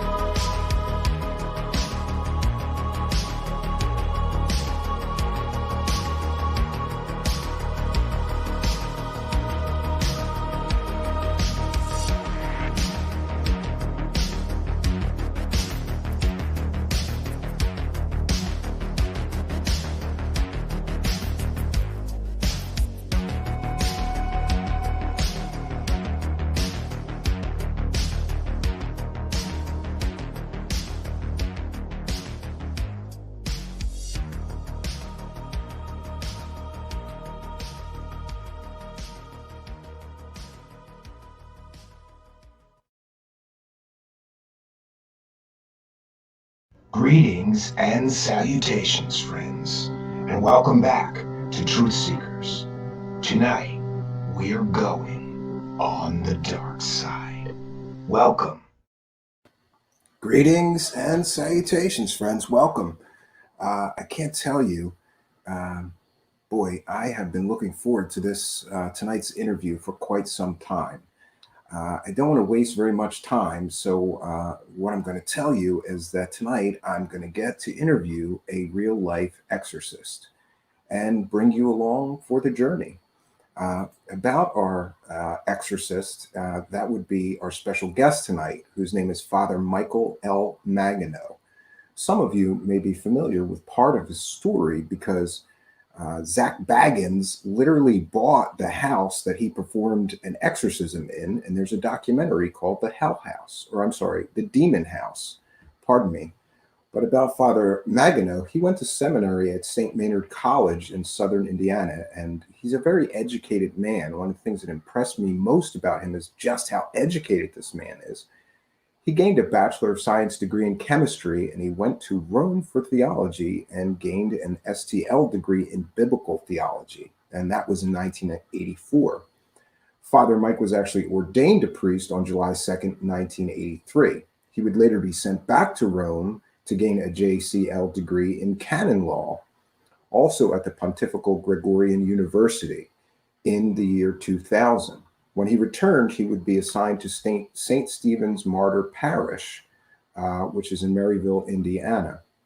And he was assigned there as administrator with duties also at the tribunal in the Diocese of Gary.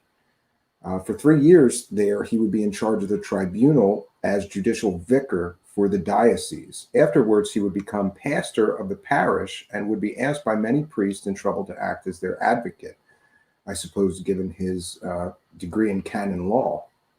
In 2012, he was given permission by the bishop to be an exorcist for a family whose case eventually would receive worldwide notoriety after the mother in that case decided to make this successful case known to the press. You may have seen this on Inside Edition and many other television shows, this story of Father Magno and the exorcist of this family in Maryville, Indiana.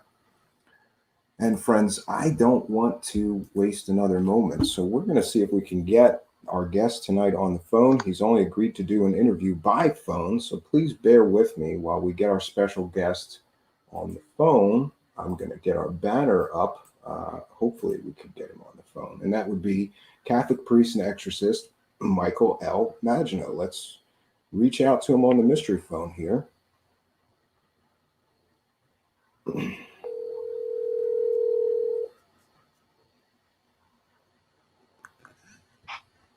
Father Mike here.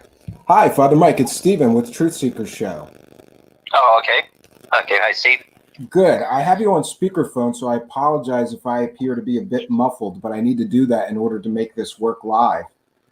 Oh, okay. You want me to put on speaker myself? No, that would be fine. You're fine the way that you are. But I have you on speaker. Okay. Yeah, I kind of have you on speaker next to my mic, so we're going to share a mic to try to get through this. I gave a short introduction of your history and your education from your church's website.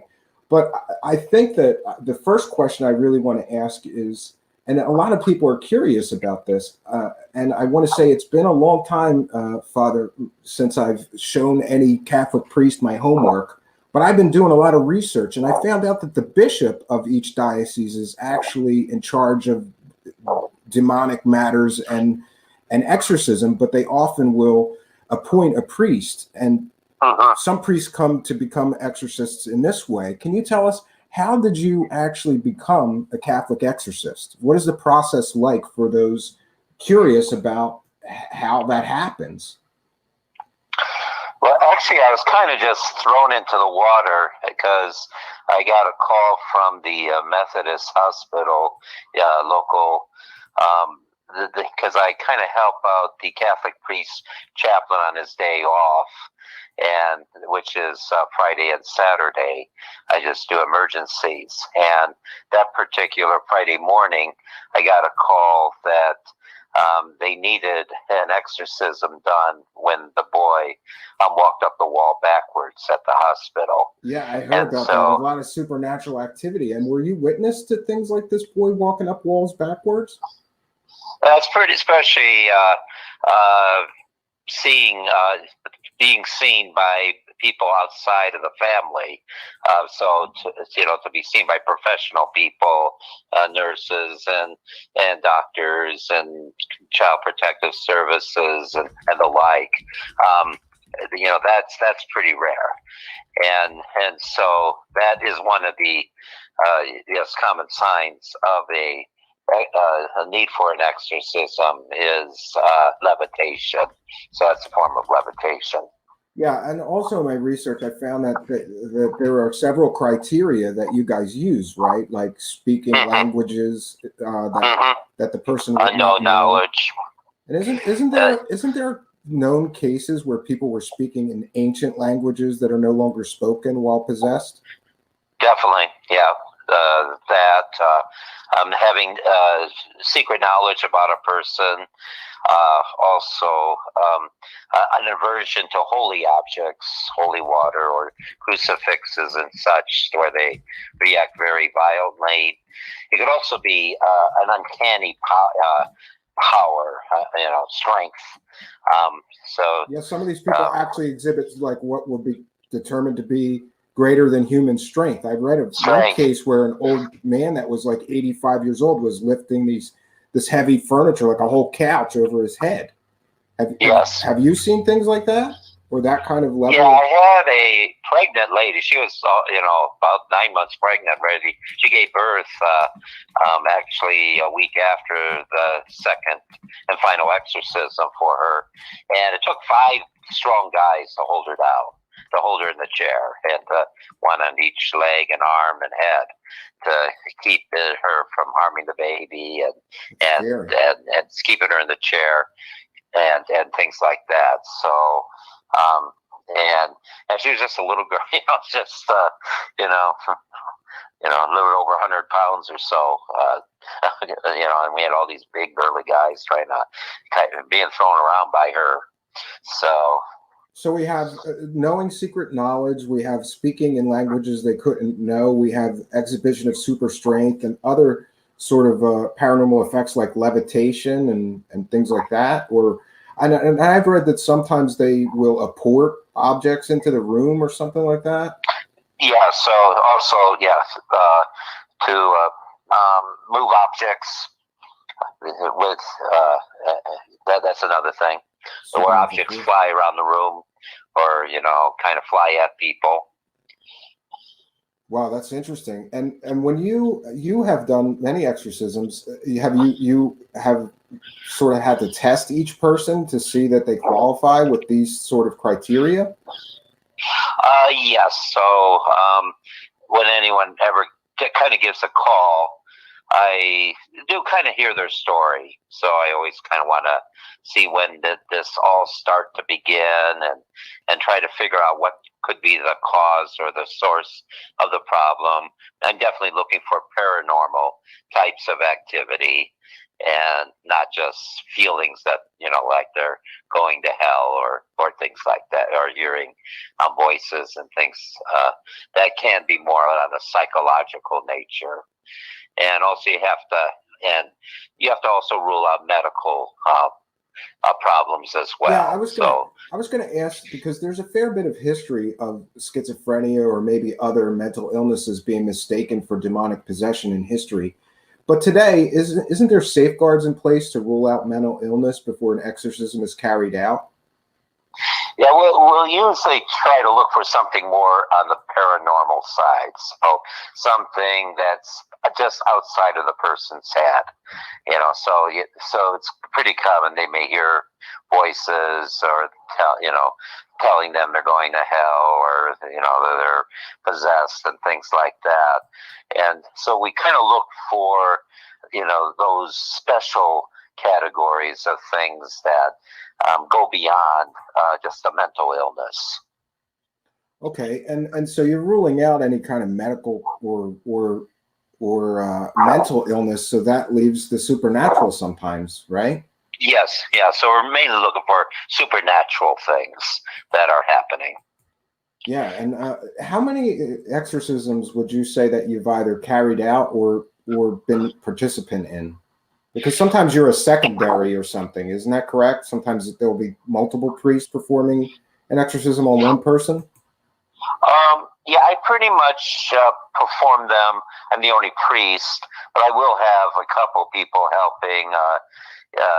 Someone who will also read the prayers, the responses, and who would also know a little bit of Latin. So, I could also go into the ritual that way. Yeah, I wanted to get into that because I know in my research that there is a new English ritual, but I've heard from multiple sources that most exorcists, Catholic priest exorcists, prefer to use the original Latin rite. Can you talk about the differences in when that English version and why it was created? Yeah, I guess I kind of like the baseline with the English version, because sometimes the Latin version really creates quite a reaction, and so I just would like to get a feel for how strong the entity is, the demon, and because I also would have a couple of strong guys on either side of the person to keep them in the chair. And so sometimes they react quite a bit just to the English version, and so you don't really have to go to the Latin.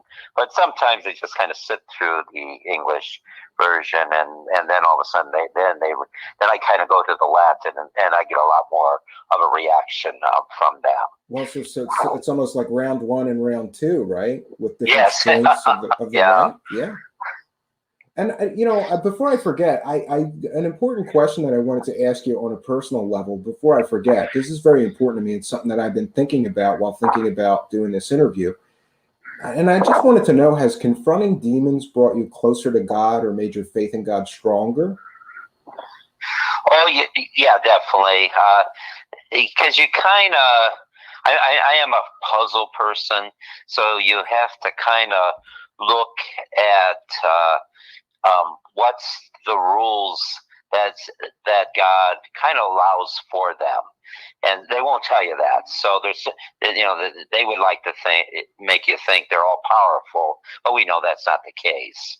And so there's certain things they can't do. They'll boast about doing. They like to lie a lot, so they'll kind of claim certain things. But like one thing they cannot do is kill a person directly.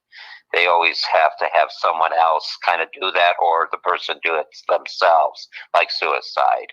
But they would like to think, that they always boast about killing the person or making the person die, and that really can't happen directly.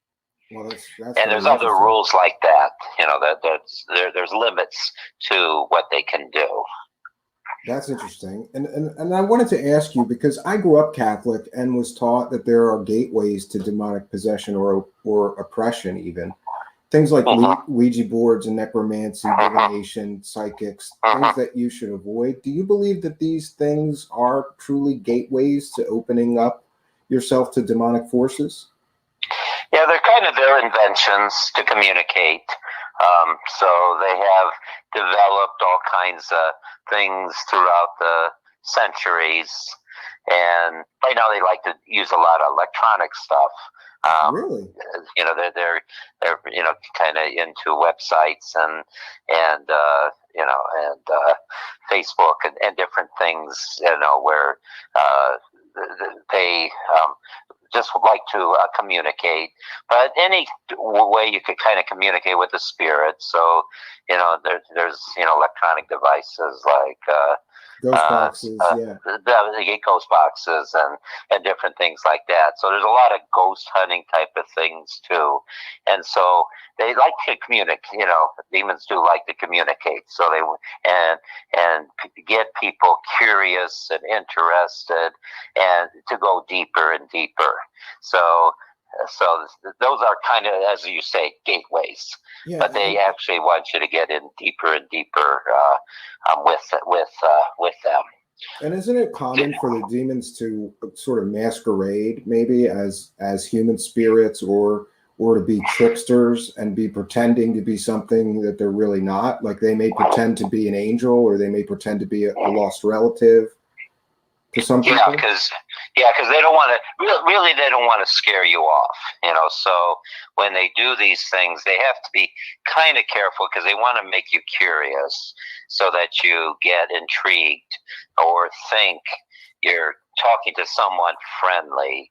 Because so that they don't want to. Usually, the problem comes in when you don't want to communicate with them anymore, and they want to close the gateway, right? Yeah. And then they kind of go on the attack, and that's when they kind of go on the attack. That's kind of when we could get more involved. Wow, and I wanted to ask you if some people are more susceptible to possession and some people are more resistant to it. One of the things I was thinking about is, wouldn't a demon avoid a strong Christian and go for a weaker target, or is that not the case? They do look for weaknesses, yeah. So they look for the path of least resistance, and so, but they also kind of take on challenges. And so, when a person perhaps is going through a conversion process, they like to hold the territory that they kind of gained. So that's another time they will go a little bit on the attack when you're someone's trying to grow in their faith or deepen their faith. There could be attacks in that, but that's still in the normal realm of things. It's not, usually it is much more still like at the psychological level, communication level, the temptation level, and things like that. And we kind of consider that normal demonic activity, which is, essentially what God allows, even to his only son, Jesus. So God allows that to every person. There's no way to prevent temptation. Yeah. So that will always be there.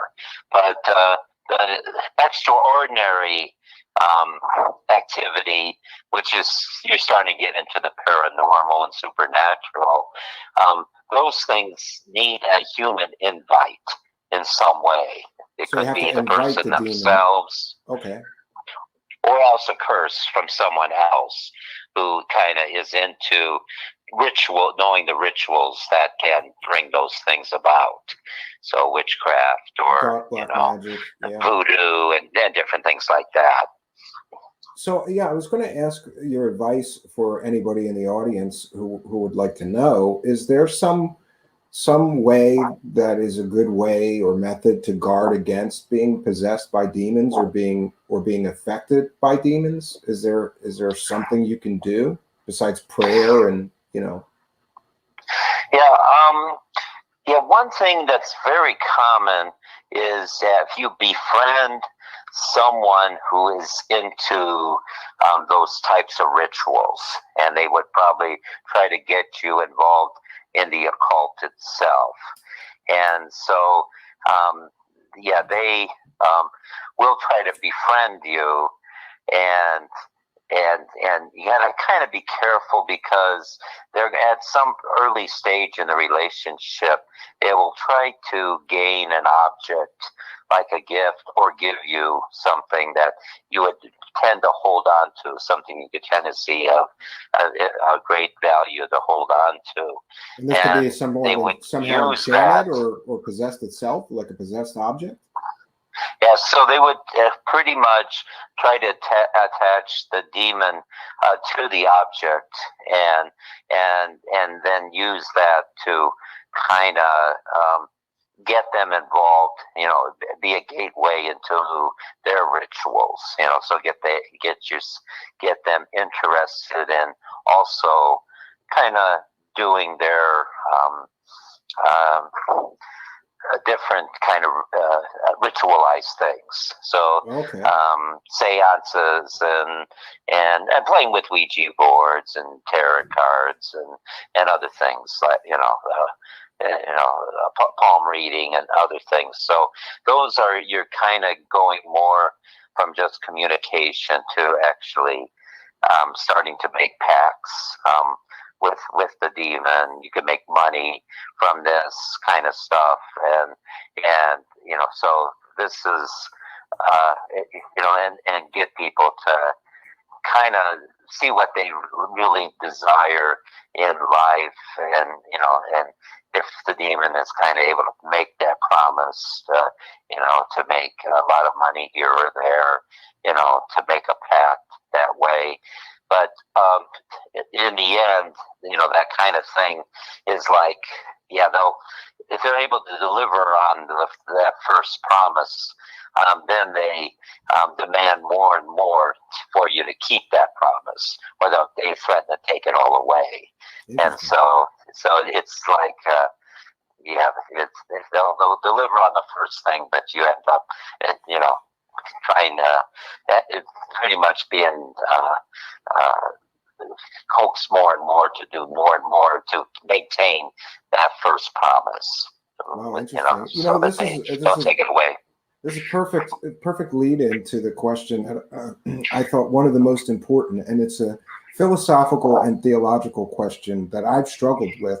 And I told you that I had 12 years of scripture study and theology, educated by the Jesuits and the Franciscan priests and brothers. And I really valued my education, but I got to tell you, Father, I got in trouble with the priests for asking too many questions. One of the things that I found in some research is the story of the Testament of Solomon. So I want to ask, is it possible that a godly man can communicate with and even use demons for some desired outcome?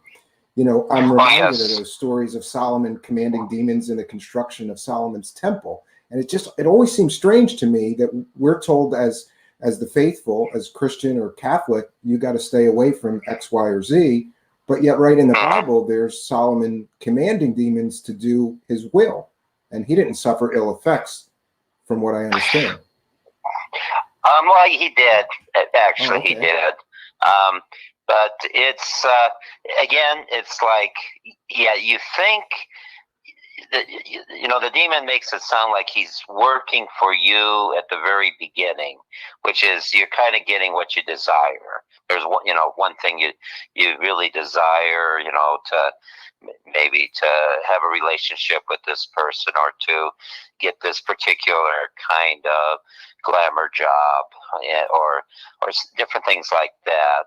And so it's able to kind of give you that at the very beginning.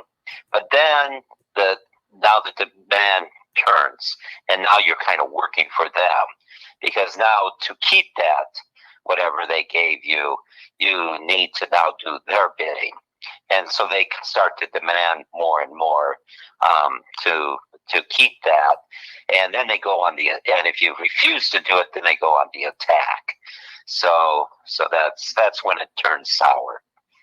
Yeah, interesting. So even for somebody like Solomon, he suffered some ill effects from his participation with demons, or his use of them. Yeah, so he eventually, in the end, had the kingdom ripped away from him, so he taxed the people too much. The people turned on him. The northern kingdoms, there's 12 tribes. The 10 northern tribes broke away from him, and he was just left with the tribe of Judah. And so he who was, in the beginning, a good king, pretty much turned to be a great disappointment. Wow. Okay, so I have heard recently that demonic possession and activity is on the rise worldwide, and that there's now more than 125 exorcists in the U.S. today, and that I was told was up from just a few in the United States 10 years ago. Do you have any insight into why demonic activity is increasing so much lately, and possessions are on the rise? Yeah, it does seem to be kind of a loss in traditional religion, and especially in the Catholic Church. The priest scandal was one thing that really kind of hurt Catholicism quite a bit. That discovery as it came out, 30 to 20 years ago, what was going on for several years before that. Yeah, it seems to me that there's a marked drop in the influence of the church from what I remember growing up. They were just hugely influential, and everybody went to church on Sunday. And it seemed after that a lot of people dropped off. Yeah. So traditional religion has taken quite a hit with things like that, but there is still people who sense a spiritual need, and so and what kind of, when they look at perhaps the church, they see the cross, and that seems to be something they want to kind of avoid. They don't quite understand what that is all about, and they kind of like, oh, here's a spiritual power that will give you things and help you accomplish your desires. And so I guess when people kind of give testimonies on that this spirit will work for you, I think it kind of attracts people to try that. It's just that the promise is only good at the very, very beginning, and then it turns south very quickly after that. Yeah, and I wanted to ask you, the New Testament mentions Jesus casting out demons in several different passages that I'm aware of. And that power, that skill or ability was given to his apostles by the Holy Spirit. Do you consider you yourself like a continuation of that line? Yeah, so it definitely was handed on. Jesus definitely expelled demons, and he gave that power to the apostles. The apostles then hand that on to the bishops, and the bishops can extend that on also to priest helpers, and oftentimes they do. So they usually are busy doing many other things, and usually extend that power to a priest to handle those situations in their diocese. And in fact, the Pope has kind of demanded that every bishop at least name one exorcist for his diocese to perhaps hand on those cases that he may be in the chancery may get a call for, and so that they are handled. And I wanted to ask you, is it a requirement to be a priest, or can a bishop appoint, like, let's say, a very good Catholic who's an expert in paranormal happenings? Yeah, it is in canon law, he must be a priest. Okay. Yeah, and the other thing I wanted to ask you is that there seems to be some people that really are sensationalizing on and profiting from so-called real exorcisms. I don't mean the Hollywood movie type. These people like, this Reverend Larson, who got sort of a reality television show where he and his two daughters would go and exorcise people. And to me, it seems very hokey and almost disrespectful. Have you seen some of this stuff, and what do you, as a real-life exorcist, think of the sensationalization and profit? Well, yeah, I would say, a priest is the only one who could do an exorcism, but lay people may have the gift of deliverance. Now, deliverance, is perhaps a gift that they could see, also help people with different problems like, alcoholism or addictions and different things like that, which we kind of see more in the normal level of things, at a psychological level as well, but there's also a spiritual component to that. And so they may be able to help people get over, say, an addiction, and sometimes if it's, close, a little higher level of paranormal activity, they might be able to even expel, I would say, minor demons and such. But if it is a pretty powerful one, usually they kind of get shut down. It's a little too much for them to handle, unless they have quite a bit of experience. But it is a long process. It's not an easy thing, especially a very difficult or multiple demons that can come into a person. And so he seems to do it in a couple minutes or something. It's never that easy. It's a battle. Yeah, And, it could take weeks, right? You could have to repeat the ritual, yeah, right? it's just not. Yeah, just putting a Bible on someone's head and say, "Be free," and move on to the next. It's never that, So it's quite a grueling battle to try to free someone from whatever level of attachment may have. Now, there's different levels of attachment, and through time that a person may have, that affects them. And yeah, I was going to ask you. You mentioned the longer that is, the harder it is to get rid of it. The harder it is to break it. Wow. Yeah, and you mentioned that the demons have different levels of power. Have you experienced some that you considered weaker demons and some that you considered very strong? And can you tell us? Yeah, there's a hierarchy of demons. Okay. So you got all kinds of ranks, so to speak, like from generals to privates. So there's all rankings in it, and so the stronger the demon, the more, say, subservience that are under him. The more he's known, the more famous his name is, and different things like that.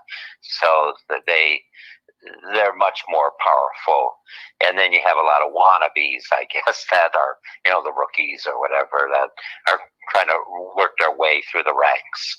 And so those are usually you could see in a possession or maybe multiple demons involved. So the first ones that kind of go out are those lower ranks. And then you finally have to get to the main one. That is going to be probably a pretty tough battle. Yeah, and I've seen multiple. I've read multiple accounts, and it seems to me that another common thing during an exorcism is that the exorcist attempts to make the demon name himself, and once named, he is then able to remove him. Is it possible to? Is that true? And is it possible to remove the demon without him telling you his name, or do you have to get the name of the demon? Yeah, they give that up very difficult. But once they do, if they do give it up, or you manage to hit on it,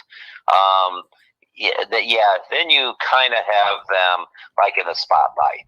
And say if you were like a criminal on the run, if he's on the run, you don't know where he's at or whatever. But all of a sudden, if he's holed up in a place and he's surrounded by all kinds of policemen and everything like that, yeah, he's in trouble. And that's like you have the name. He's pretty much, you got him cornered, and you pretty much, once you know who what you're dealing with, he's pretty much finished, because he has nowhere to run. And so, and I was going to ask, do you have I've got several different books on demonology, but they're really, it doesn't seem to be consistent. In other words, one book will say this demon's named Leviathan and what that demon's all about, and then another book I have will say the same demon Leviathan is about something else and have a different sort of history. But you guys, as the Catholics, you got that Vatican vault. Do you have like a vast resource of information on these entities and what each one is about, their weaknesses, things like that?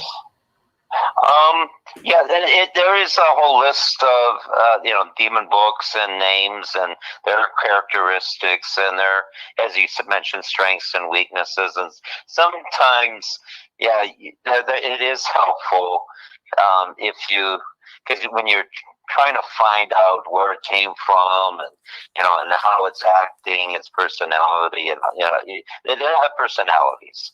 So you're and sometimes because it refuses to give its name, and then if you kind of recognize something it likes to do, and you kind of capture that in the book, and you mention that name, and once it hears its name, it reacts really. I mean, it's never cool and collective. I mean, it's like when you found out its name, it's like it reacts that. Oh, you got me. You don't. Like the spotlight is on it, and it's trapped. Type of thing. So that's kind of one way to find out its name. Is kind of knowing a lot about the characteristics and how it's manifesting. Yeah, and I wanted to ask you also. From my research, demons, they're cast out in the name of Jesus, but is there other entities that you may call on for assistance? For example, like the Archangel Michael? Yeah, you could call on the angels and saints. Actually, the ritual begins with what's called the litany of saints. And so you're calling on every, saint to kind of help and pray for it. And a lot of times, actually the demon does react during that. And sometimes you find, like all of a sudden it reacts to one particular saint. And that's kind of an indication, why did it react to that?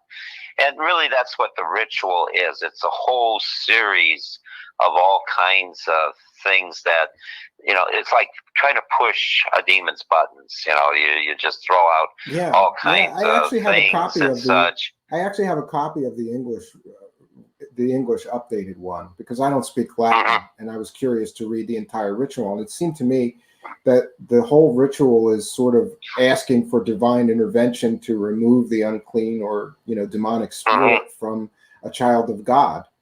But one philosophical or theological question that I would ask, and this is, I don't even know how to ask this, but if someone, let's say somebody is a good Christian or is just a Christian, it seems kind of strange to me that God would allow the demons to do this.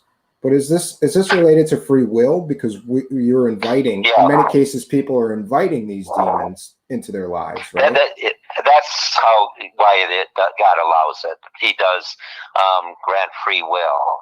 And that's the demon's kind of calling card.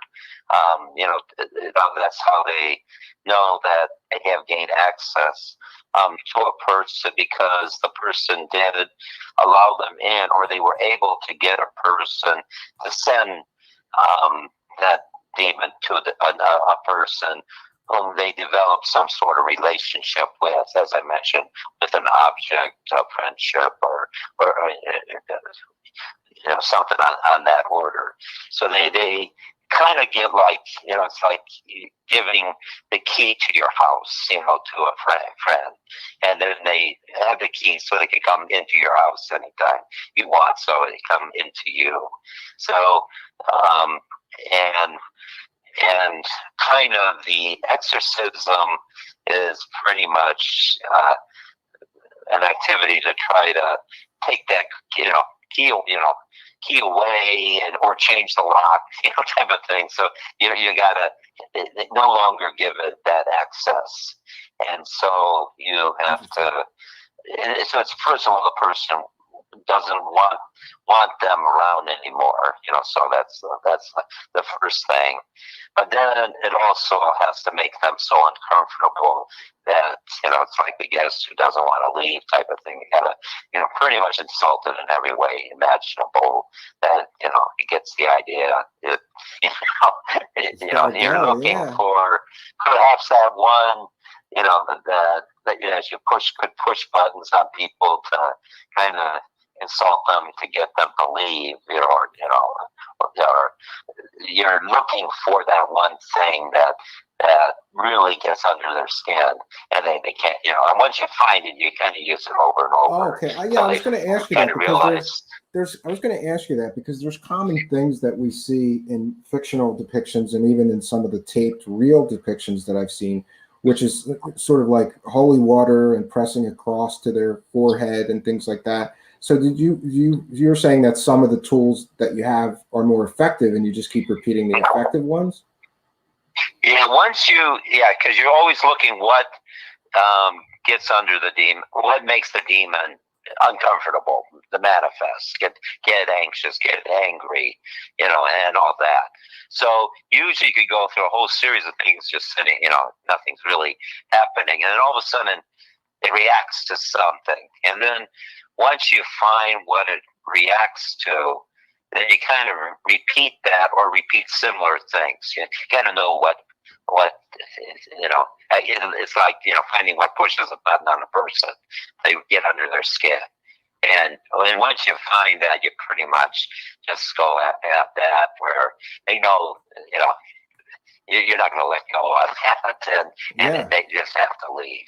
Yeah, and another thing that I wanted to ask you, and again, if anything I ask you is too personal, we can move on. But I just wanted to ask, because we see various depictions of in fiction but I've read accounts where the demon will jump from the person being exorcised to the actual priest. Have you ever experienced anything like that? And are you afraid of something like that? Do you have fear for these things? Is it like a healthy fear at least? Yeah, you have to know what you're doing. Okay, so the number one rule is you never invite it into you. Okay, so and that's probably one danger. So you always have to kind of tell family members when they see their loved one. I mean, if you're having them pray for them or around for the ritual, you always have to say, because you first of all say, when they see their loved one seems to be in torment, like we're hurting them and tormenting them and such. What we're really doing is tormenting the demon, So once it's removed, I mean, the person really doesn't remember. But if they're convulsing or contorting or whatever, it does seem like you're severely hurting them. And there may be a little residual effect. The person may feel, tired or, sore, after that. But, their bones aren't being broken or, whatever it's kind of saying that, that we're torturing it. All we're doing is saying pretty much prayers and, and the things that bother the demon. And that's manifesting through the person. But once it's out, the person really sometimes doesn't even remember. They were kind of blanked through the whole thing. Or if they do are aware of things, they feel really good afterwards. So it's not.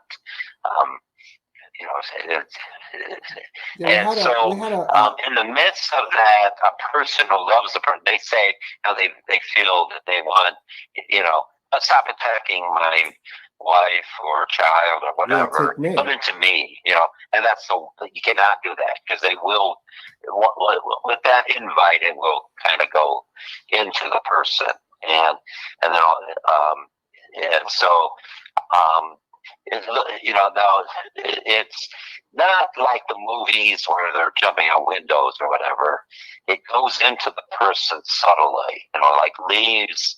It looks like it's out of their loved one, but they didn't realize it jumped into them. If they invited it in, it goes in quietly, and then all of a sudden it tries to, now the problem, it's usually you can kind of tell it. It's now they're now having the problem, and then you could help them later.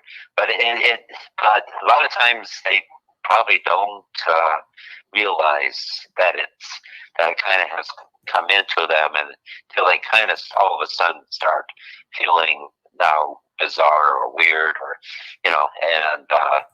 and sometimes they're maybe too proud to admit this or that, Wow. But we had a great question from the live chat that was also on my list. That several people are asking this. Question for Father Michael: have you ever been physically assaulted during an exorcism? Yeah.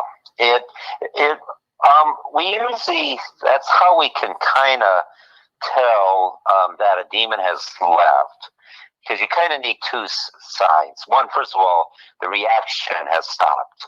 So, but the demon could also play possum, and so it make you think it got it out. And so you're actually looking for an outside sign that it is on the outside. And so when we kind of call them parting shots, so someone feels it attacked them, so a lot of times a headache or they get a bruise or a scratch or a lot of times I like to do the exorcism in the church, and they don't like being in the church. So once they're out in the church, you hear a lot of noises as them trying to get out. And so that's the thing. Sometimes if you have, like we like to record the things so we can kind of tell, in case a name is given or it says something that sounds like a name, we like to listen to it over and over to kind of see what that name is or look it up or see what's being said, because a lot of times they'll do kind of babble things, and the name is in there, but it's, it's kind of sounds like baby talk or something, or doubling letters, or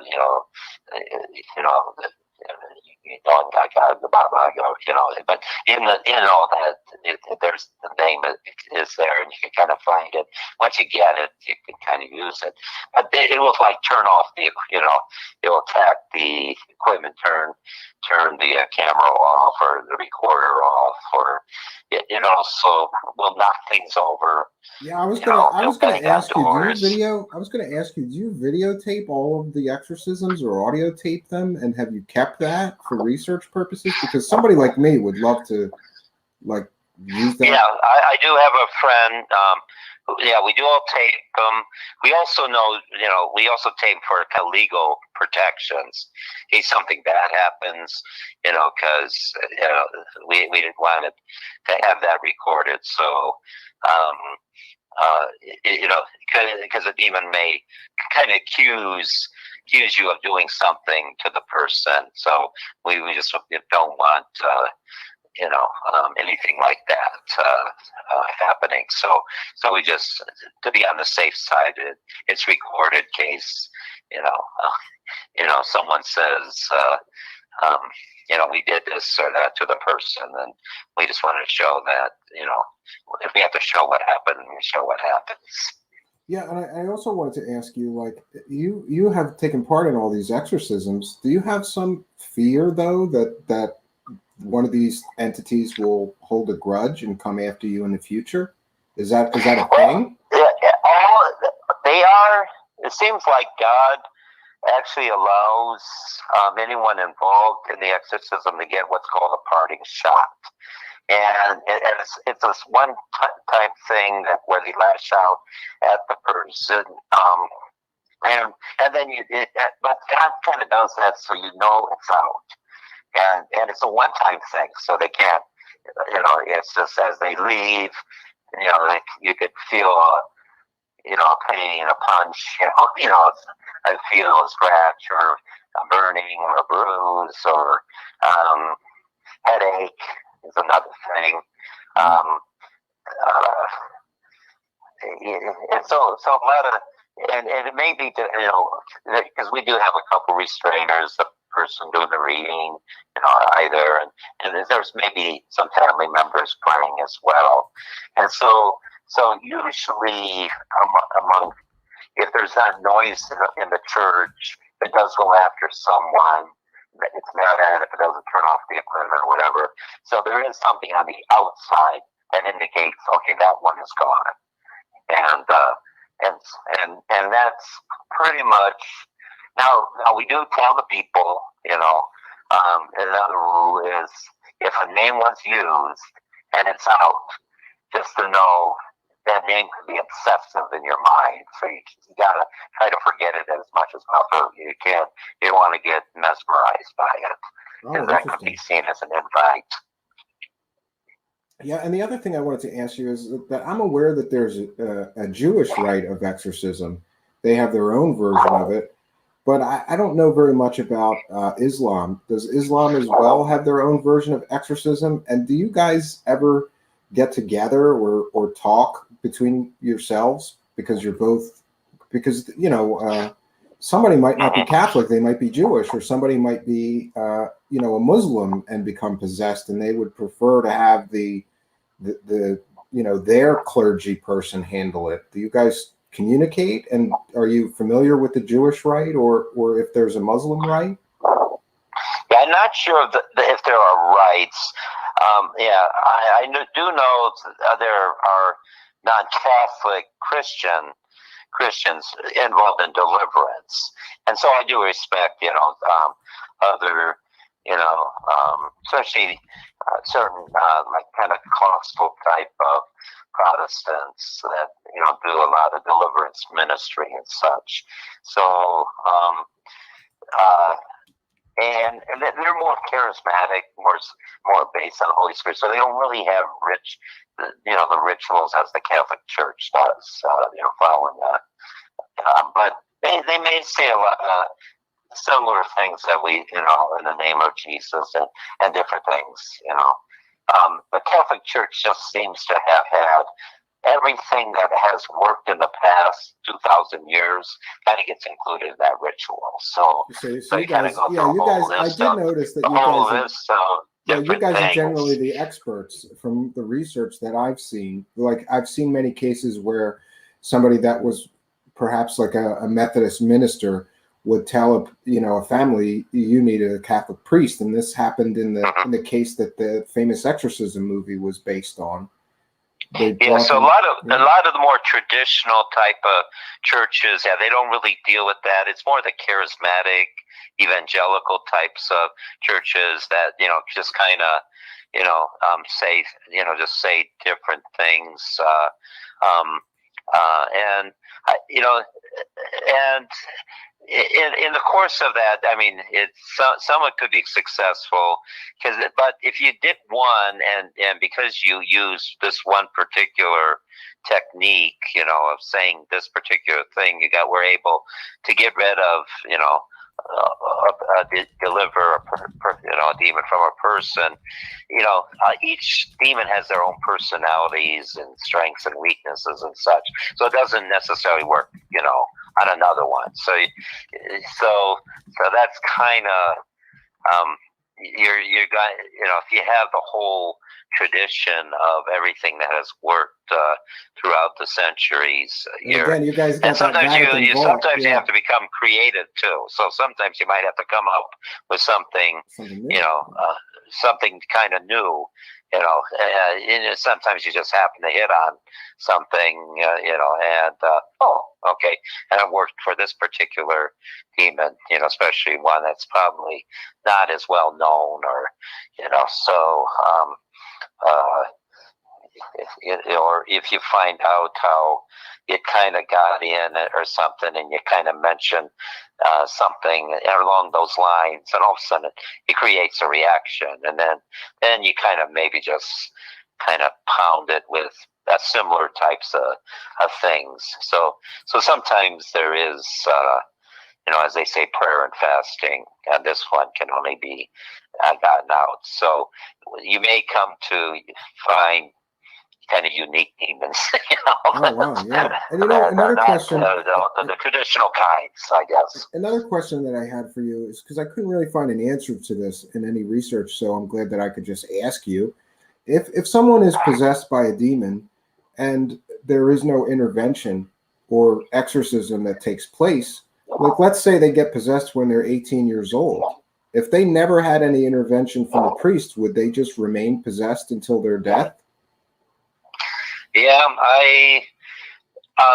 now kind of with a curse, if say they were cursed by someone,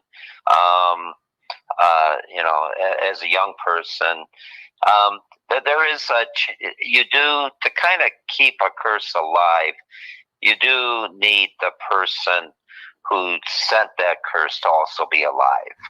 So if that person dies, usually, because you need a human, living source to to kind of do a curse. And so if that person dies, he's no longer doing the ritual or whatever so it is that's affecting the person that way. It would stop. And the other thing I wanted to talk to you about, we talked off air a little bit because there's a new movie out called The Devil Made Me Do It, which is another of the Conjuring films. And I'm very familiar with that case and the actual reality. And boy, did they take a lot of Hollywood, dramatization for that. They really, that one more than any other of the Conjurings was really filled with inaccuracies and just dramatizations. They say based on a true story. The truth is that there was a child that was possessed, and then somebody invited a family member said, "No, get out of him, come into me," and then that person killed somebody and used a defense of I was possessed by demons at the time. But all of the other stuff in the film was largely made up. What do you feel about the Hollywood sort of, hype and fiction surrounding exorcism? And what do you think that they actually get right? And what do you think that they get wrong about demon possession and exorcism? Because most people's education about what exorcism is comes from this Hollywood stuff. Hollywood, Hollywood, it does sensationalize it. It gives a lot more power to the demon than it really actually has in reality. Even though they have unconventional strength and things, as far as like throwing people out the window, especially throwing priests around like rag dolls, that seems to be like the most common thing they love doing in Hollywood is you just see the priests flying out the window or, being thrown against the wall. I've seen that one many times, sure. And now I do. Like one of my parting shots, it actually tore. I have a ritual, and in a binder because I had to get it off the internet. At the time, I had the same ritual from 2012. There was a lot of complaints about the new rite, and which replaced the old rite.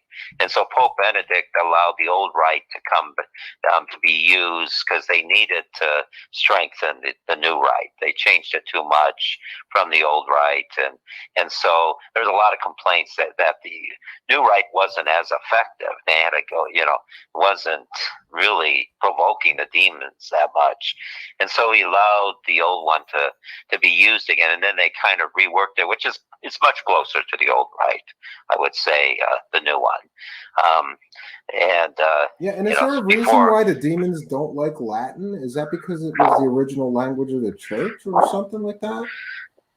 I think it's like I think English could be the vernacular. It's kind of a living language, and so it seems to, I don't know, you could kind of make things, kind of, it doesn't, like when you say, have it translated into English, you take the harshness out of the things. It sounds like a very polite way of saying things, instead of the Latin is really crude in your face, when you kind of look at the, way it really is, it's insult. I mean, you're insulting a demon, so you're saying about every bad thing, when you're addressing the demon, you're telling all its horrendous things, and such. And so, it sounds horrible in English, so you kind of, I don't know, it sounds more genteel or diplomatic, so and you're trying to charm, it's like a charm offensive or something. So I think that was the problem, with the new rite. And so they just let it hang out. Just, it just sounds rude and everything. So you're not, it would start world wars if you said these things to dictators, so. Yeah, and another question I had on that. Another question that I had is, have you encountered any demons that you were just simply unable to exorcise? Have you encountered some entity so strong that your attempts were not working or didn't work? Yeah, there was one thing I don't think ever was a demonic possession. And, so I never really went to, bring it to the bishop. And the person was always kind of complaining about some sort of government spying thing. They're doing some sort of, mind control type of thing. And I did have someone, certain communist governments and also the American, I think it was the Air Force or something, was, kind of playing all kinds of mind control type of things on people as guinea pigs or something that seemed to mimic, make them think they're going crazy or being possessed or something. And so actually, so trying to do the ritual on that one particular person, it didn't have any effect. We really, we couldn't get rid of it. Wow. And the person was pretty much complaining always that there's some, there's these mind control people, or whatever. So it wasn't, that this is a government thing and, conspiracy and all that. And we would send them to a psychologist because we'd always thought, there was a psychological issue. And, and our psychologist kind of said that this is not just in their head. They really feel there's some sort of, mind control type of thing happening. And I guess there was someone who did, he actually thought that this explains all demonic possessions. And I said, no, there's true psychological things that psychologists can, and therapists and such could help. There are true spiritual things that we can help, but there is this middle thing that, and I kind of think, and talking to, this guy and on his research, there is that middle ground thing that may be some sort of government experimentation, that person might be in some sort of targeted with some sort of mind control type of thing. Could be. We talk about a lot of conspiracies here, Father, and one of the other things we cover. One of the other things we cover a lot of is UFOs, and along with the rise in worldwide demonic activity and demon possession, there seems to be an incredible amount more UFO sightings.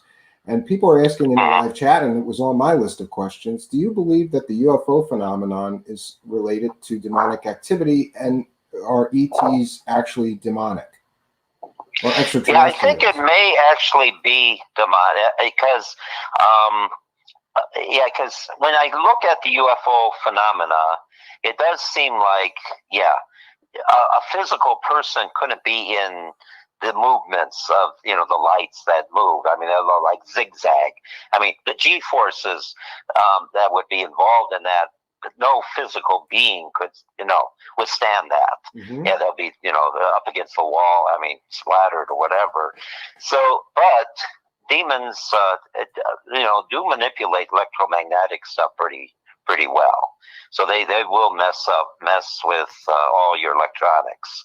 And they understand the electronic world pretty well. That seems to be their area of focus. They know how to I wanted to drill down concentrate energy like poltergeists. Yeah. When they're that talented, they know how to concentrate energy on an object to move it, or to transport it, or to make it disappear and reappear, or different things like that, to teleport it. So it does seem to be, and we like to call them aliens, mainly because we're so in the space age and such. But it does seem to be, it does seem to actually be demonic. A lot of people believe that that's the source of this, is it's actually trickster demonic entities that are tricking people into believing that they are extraterrestrials or from another planet when actually they're interdimensional beings that are demons. That's a pretty big theory in what these things are actually related to. And actually, that's what demons actually did do, the so-called Nephilim in the Bible. They did kind of, because they can't reproduce, their angel nature, and so they can't reproduce, but they can kind of, go after the reproductive ways of human nature to try to produce their own babies and such. So it seems like the phenomena of reproduction or whatever that some people complain talk about, but I don't know if there's ever been a baby actually born that way. So but they always kind of talk about being in some sort of laboratory and their sex organs and things. And, the abduction some phenomenon. say they're planning babies and, they got pregnant and then all of a sudden the baby's gone and things like that. But we don't know exactly what happens with all that. But that does seem to fall into the Nephilim. I am fascinated by those stories. Fascinated by those stories. And also, someone's asking in the live chat, and this was actually on my list of questions. And again, this is a philosophical and theology question. If I get a chance to talk to a priest, I, like many people, have a lot of questions. And one of the questions that I have is, these demons are the fallen angels that rebelled against God. But, again, with these inconsistencies or things that sort of bother my brain, maybe I think too much, but I know that God will forgive me of any sin if I am truly remorseful, and I give my confession and I'm remorseful of that sin. God will forgive me that sin. So somebody's asking, is there redemption for the demon angels? And my question, really, to drill down on that, is if God will forgive me of anything, would he forgive one of the rebel angels who basically regrets their decision to side against God and expresses remorse and wants to come back into the grace of God? And are you aware if that has ever happened or could happen? Yeah, I do believe it could happen, but I do also believe it has never happened yet. So there is no instance of recorded in the Bible or in anything we could probably go as a story in history of a demon that repented. But there is the thing in the book of Revelations about the 1,000-year reign, and where everyone is locked up in the abyss and hell for 1,000 years, and then they're released. But the ones that go and attack Jesus when he comes again at the end of time for the new heavens and the new earth, they're put back into the abyss and condemned for all eternity. But we also know there's two categories that Jesus mentioned. There's the grinding of teeth, which would be those that would go out and attack them, and then there's the wailing. And those seem to be the repentant ones that were in hell that kind of repented. And so when they saw them locked up for the 1,000 years, they knew this would be their eternal fate, and they wanted to repent. So when the gates were open, they didn't attack Jesus. They came out, and then it would seem to be that that's the the repentant ones who were in hell, and regretted it once they saw what it was all about in life. They could come, and I think it is in the 1,000-year reign is a peaceful reign. So they actually do see the world no longer under their control, that it was from Adam and Eve to that time. So and so there is that repentance that is possible. So and that hasn't happened yet. So that's what I think that's what, in fact, that's kind of the only thing I could see why God would allow a peaceful reign to occur on the face of the earth where death is still there. There was no chance for repentance of those who have died or those who are locked up, to kind of see what God's creation could be when it's done according to his ways, and then the new heavens and the new earth, which will be no more death when Jesus comes again, that, there will be those who,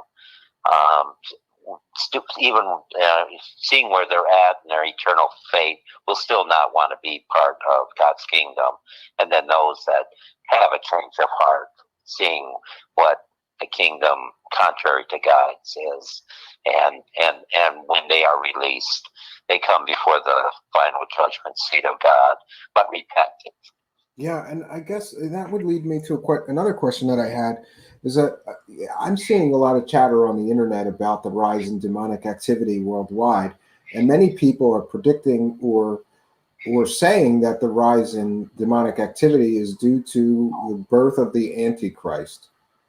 Do you believe that the Antichrist is born and walking among us, or do you think it's sometime off? Because many people are maybe in a response to fear with the current health situation and so many things changing and becoming chaotic. But many people are saying that the Antichrist is born, and that is why there's a rise in demonic activity. He's drawing his army to Earth. What do you think of that? And people saying that? Yeah, I kind of, personally, looking at, this COVID situation, which now seems to kind of be vanquishing. But when it first came out, yeah, it certainly, in the Catholic Church, it essentially ceased the daily sacrifice, which is the holy sacrifice of the Mass, in which we had kind of virtual masses for a couple of months, when it was at its height. And so where priests could show stream live the Mass, but you couldn't receive communion. So it was kind of a strange phenomena there, in which the very purpose of the Mass, the holy sacrifice, is the reception of Holy Communion, and that got separated out. And so, and that was kind of one of the sign that marks the beginning of the 3.5 years, is the daily sacrifice ceasing. And so that kind of makes you kind of wonder, now that we're kind of seeing that perhaps this thing was a biological weapon, made in the lab, that was supposed to kind of come out perhaps a little later, but I think it was to develop a vaccine, and it seems like the communist Chinese had a plan to kind of take over the world this way, and then it ended up leaking out before they were ready to have their vaccine to save the world on it. So that's definitely one of the theories. We tend to try to avoid talking about the current health crisis here, because YouTube does not like anybody even talking about it. Oh, okay, no, it's quite all right. It's quite all right. It's quite all right. And, one of the other things that I want to make sure that we get to, I don't want to keep you for too much longer, but I did see a great deal of media interest in you getting a movie deal based on the Demon House Exorcism. And I wanted to know, did you get a lot of criticism for getting a movie deal?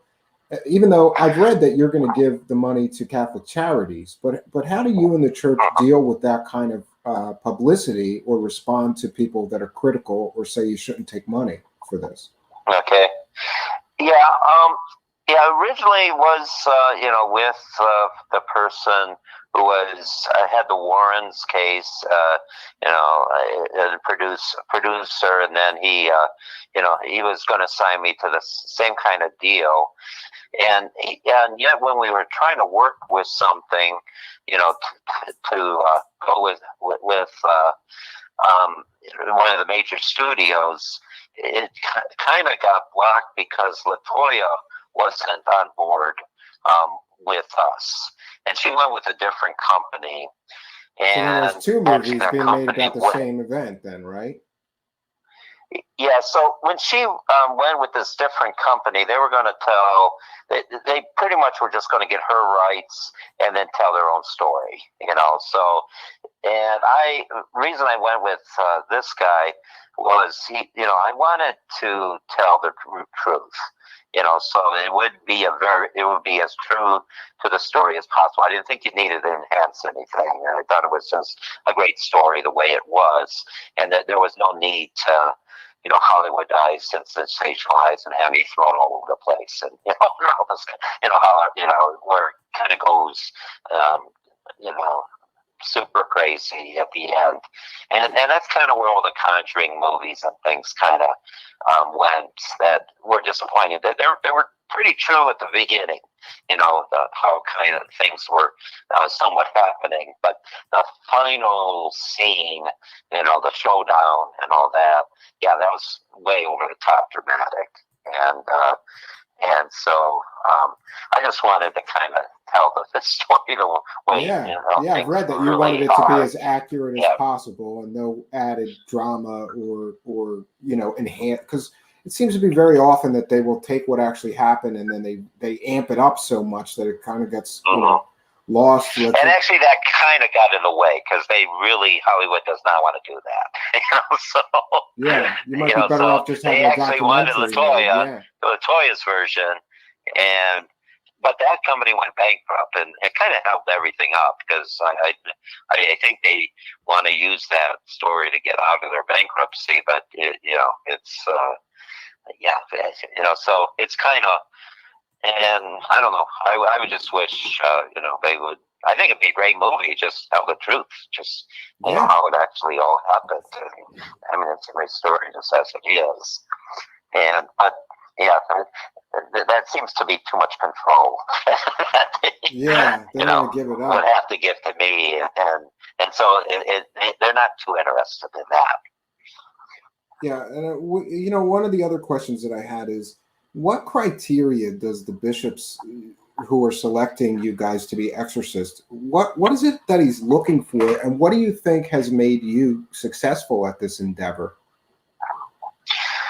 Yeah, actually, because I just kind of fell into it. So, and we didn't have one in our diocese. Yeah, so you're like I've never heard of an matter... accidental exorcist before, but you are. You just got called up, and then you had to go to the bishop for permission. Yeah, I just happened to be like a police officer on the scene, so it became my case, and because there was no one else to hand it to, and so, and then the case became so famous.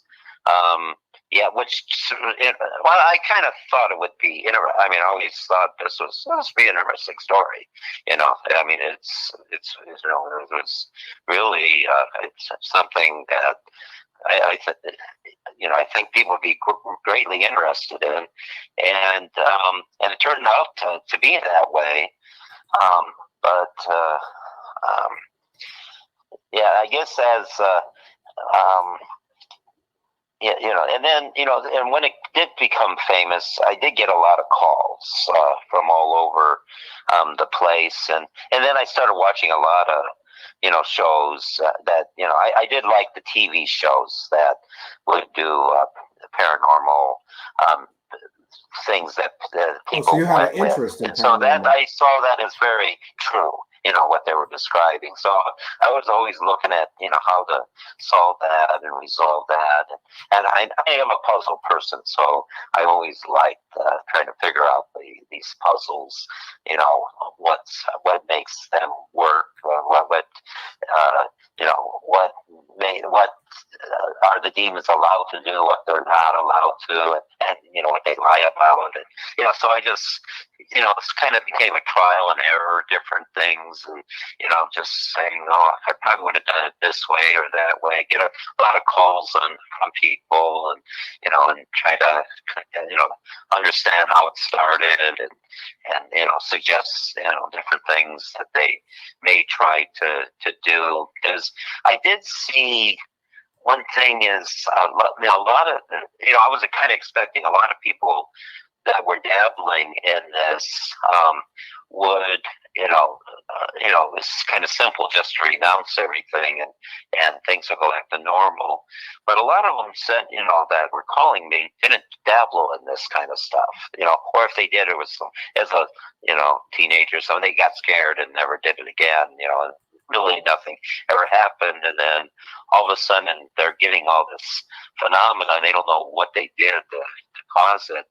And a lot of times you do find, there's someone that, is into the occult, that is, became a part of their life and kind of turned on them, and they ended up, being a friend for a little while, and things came to be exchanged and such. And, if they have the object, it's kind of hard to, get that object back. And so you almost have to do, an exorcism to break it. But if you have the object, or a lot of other thing is, there's a lot of, people do antiquing and things like that. And they just bring in some sort of table or something, not knowing why it's, it seems to, they get attracted to it. And a lot of times it seems to perhaps have been a table that was used in some sort of ritual and gets handed on, from many we people. have the famous case of the Dybbuk box, which was a possessed. That's probably the most famous possessed. And interesting that Zach Baggins is involved with that now too, as well as your demon house. Yeah, so he has like all kinds of stuff that's like that. So his whole museum is just filled with different dolls and things that people use, and did rituals on and attach the demon to somehow, and people try to get rid of, try to get rid of them. But they probably want to kind of stay out of my hands, because I found that the best way to really get rid of these things is kind of what Jesus kind of did with the pigs, So we pretty much try to get them in the bottom of a river or bottom of a lake or something, turn them into a rock somehow, put them in cement, and it seems like they cannot bother anyone anymore. Yeah, I was going to say that you can bind a demon to an object. Do you believe that a demon can be bound to an object, like a box? It seems like that's what all those things are. Yeah, so you did a ritual. Now, a lot of times, the demon always felt no one would ever throw it away. I mean, they would always be attracted to it, or they would throw it away, but someone would always find it, So, so whenever, certain, it gets thrown in the garbage, there's someone who gets attracted to it and pulls it out of the garbage and then has it for a while, then they get rid of it, So, and other people just try to destroy things, by burning them. And they're actually, sometimes they're hard to burn, but, burning Ouija boards or so. And I was kind of doing that before, and I kind of saw all it does, it releases the demon. So the demon has nothing tied to. So actually, if people want me to get rid of their, Ouija boards or tarot cards or whatever, I pretty much, I have a friend who kind of puts them in cement and puts them down at the bottom of a river, and they never bother anyone anymore.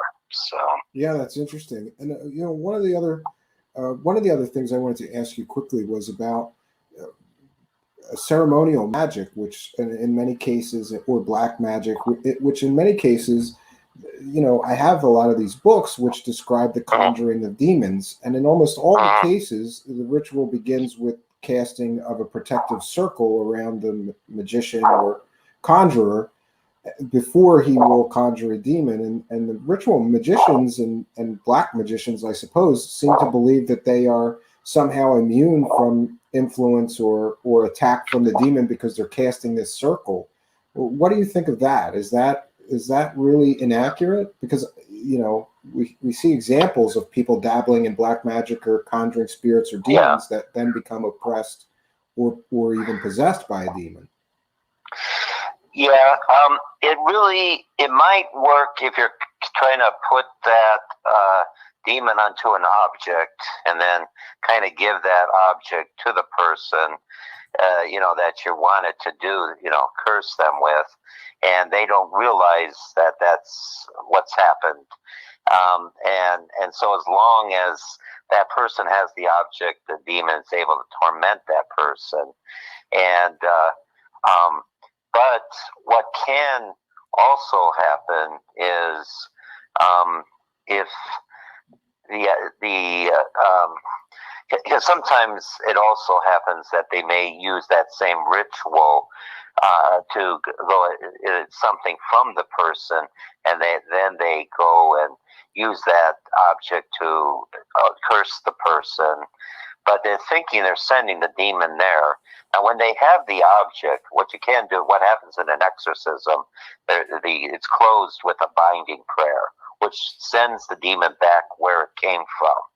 And so if that was done, then it goes back to the conjurer.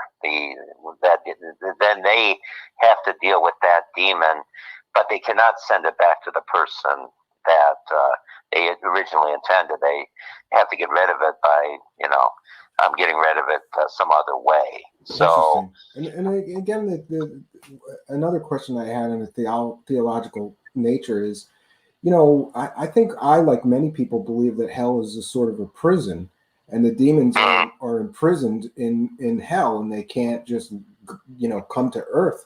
But it seems to me, if we're to believe in demon possession of humans, that there may be doorways or openings somehow in hell that these demons can find their way to earth. Yeah, that's kind of where I'm, you know, like,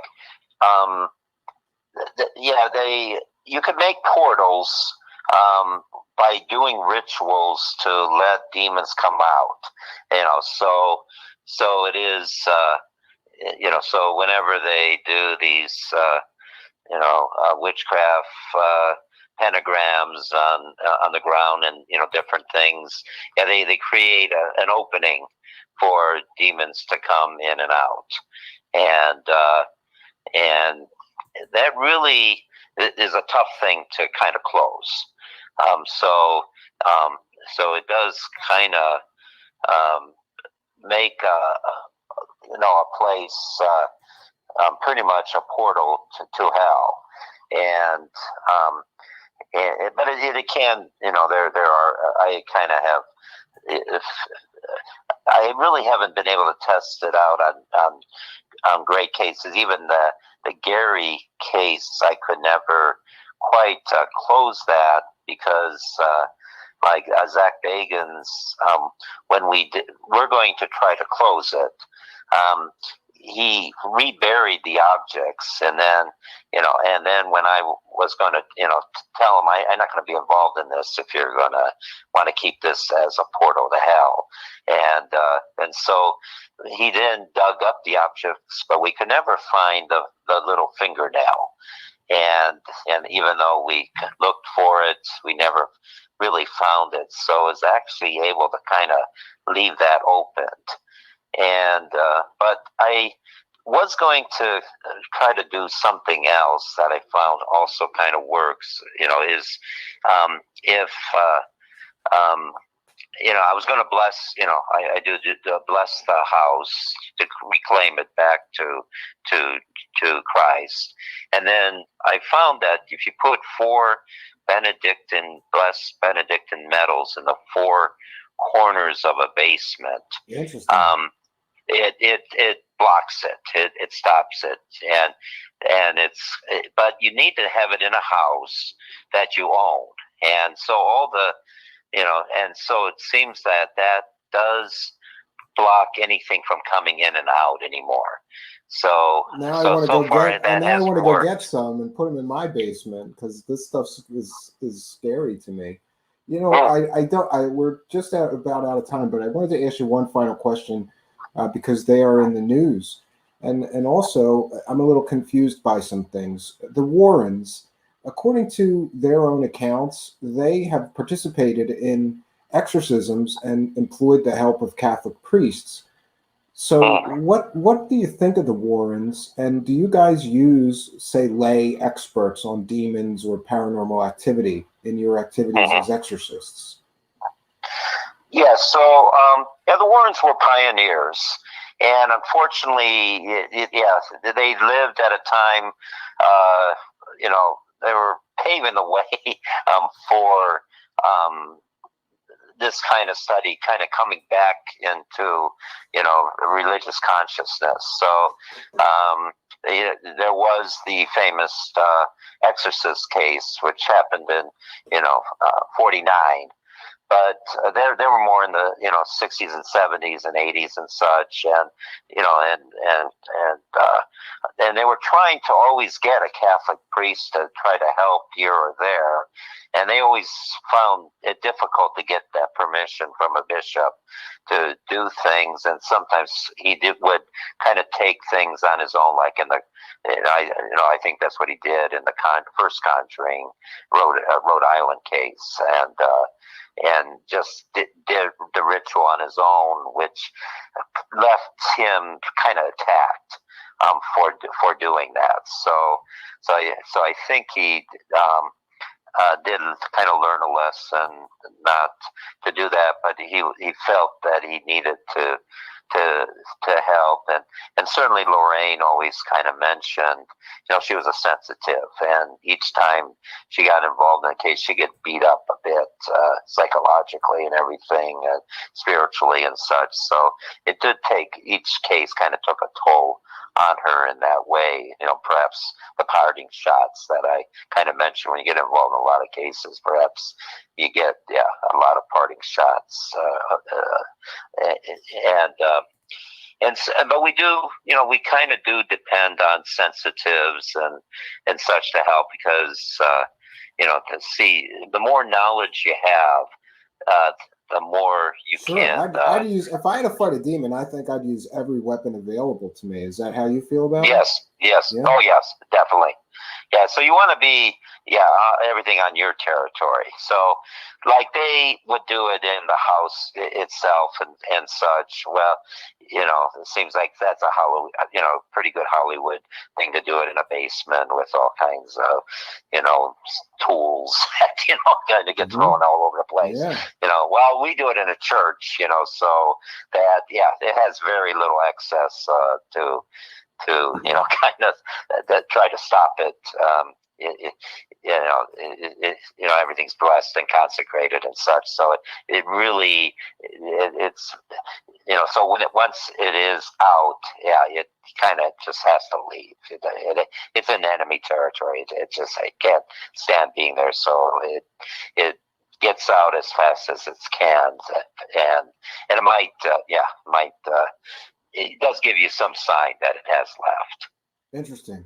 And so I kept you a few minutes past what we agreed to, and I apologize for that. I could talk to you for another 5 hours, but I don't want to keep you. I know you're a very busy man, but I do want to thank you for helping an old altar boy out. Like I said, I was raised Catholic. Okay, sure, Stephen. I almost became a priest myself, partially because of my interest in this exact subject. I've always been fascinated by. And I wanted to ask you, it's been a long time since I've asked a priest this, but could you leave us with a short prayer and a blessing? Okay, sure, I'll do the traditional blessing. May the blessing of Almighty God descend upon you, and may Almighty God bless you in the name of the Father, and the Son, and the Holy Spirit. Amen. Amen. Thank you very much, Father. I want to thank you. I hope that you will come back, because our audience really enjoyed this. And how often does somebody like me that's not in the mainstream media get to really, really deeply interview someone like you? I can't thank you enough for doing it. Okay. You're All welcome. right, thank you, Father. God bless you. Goodbye. Okay, God bless you too. Thank you. Bye. Well, friends, there's one off my bucket list. I can't believe I've finally gotten to interview an actual real life exorcist. It has been an amazing evening, if you ask me. You guys know I was raised Catholic, and I was always really fascinated by the dark side of things, right? And I would look through the Bible and ask the priests lots of questions about demons and the devil and the fallen angels. It's always been an interest of mine. Call it a morbid curiosity, I suppose. But I always thought that if you're going to believe in, if you're going to believe in God, you cannot believe in God without also believing in the devil. And I believe that that evil is very real and very, very interactive with our species somehow.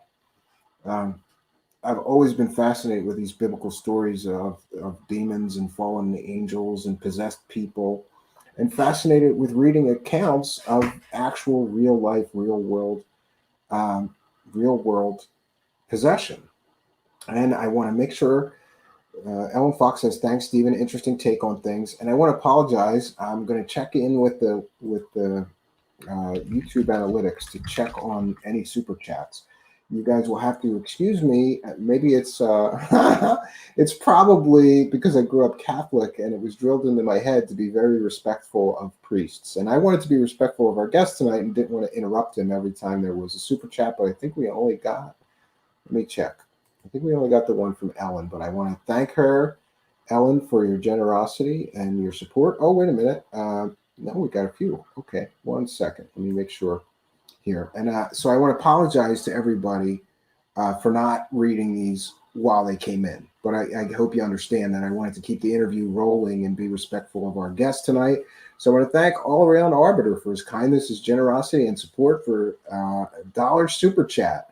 Brother, can you spare $1? And All Around Arbiter did. So I want to thank him for his generosity and his support, continued support of the show, really. Thank you, All Around Arbiter, for blessing me and my show, and God bless you and yours. Alan Fox with a kind and generous donation of $4.99 US. When we asked the question, has he ever been physically assaulted during an exorcism? I talked a little bit with him offline, and I actually knew that he had, but yeah, we definitely want to honor our super chatters and ask the questions. And AJ also asked that question, but thanks to Ellen Fox for her kindness, generosity, support, and continued support of the show. Longtime show supporter. Good to see you, Ellen Fox. You are most welcome. Thank you for blessing me and my show with a couple of bucks to keep us rolling here. And it is much appreciated, and God bless you and yours, Ellen Fox. So there is a money button down there if anybody else would like to chime in and throw money at me, because this is a viewer-supported show, which means that every dollar that we get helps us to produce more incredible sort of fringe content like this. Where else are you going to see these long-form interviews? I can't tell you. There's not many. I searched on YouTube, and there is another priest which we're trying to get who has conducted many long-form interviews on Christian YouTube channels. So far, I've been told that he's too busy to grant us an interview, but I'm going to keep trying. But there's not many long-form interviews with an actual real-life exorcist on YouTube. Surprisingly, there's not many. So I'm thankful that we get to add to those long form. There's not many long form interviews with a Catholic priest. So if you'd like to see more content like this, make sure that you throw money at me, because that's what makes the world go round and what makes the show go round. And I just want to say, praise the cash, praise the cash, praise the cash. And thank you to our Patreon supporters. By the way, Patreon, you can support us on Patreon for as little as $1 a month. And I uploaded a really great song that Reemsey, I want to thank Reemsey, who was in our live chat earlier, but I think has bounced out. But there's a new song of mine called I Wanted More. And it's all orchestral and symphonic type instruments, cellos and violins and violas and things like that. And it needed something. And thanks very much to Reemsy. It got an incredible piano track. So we uploaded that to Patreon. You also get behind the scenes look at Truth Seekers and a bunch of stuff that's going on. So you can support us on Patreon. You can hit that money button in the live chat. Or you can send a PayPal donation from the About section of our website or the down in the description box. There are links to throw money at us. And we appreciate all the money that people support us with because that helps us produce more content. Renee Miss Jonaside says, praise the almighty AI algorithm of YouTube. I say my daily prayer. We had a prayer from Father Mike, so I'm going to say my daily prayer. AI algorithm gods, please find favor in our show. Raise us in the search engines. Do not delete us or stamp us out because Father Mike was talking about some health issues of late and things related to the health crisis. Please do not stamp us out.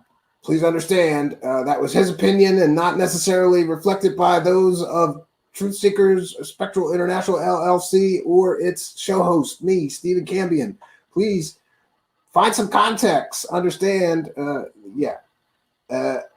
help us rise in the search engines and help more people find our show and help more people throw money at me because praise the cash, AI algorithm gods.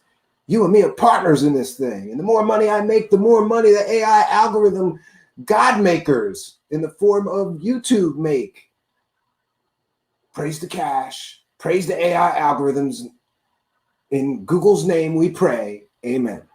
All right. I've said my daily prayer, folks. That's all I can do. So listen, now I got this out of the way.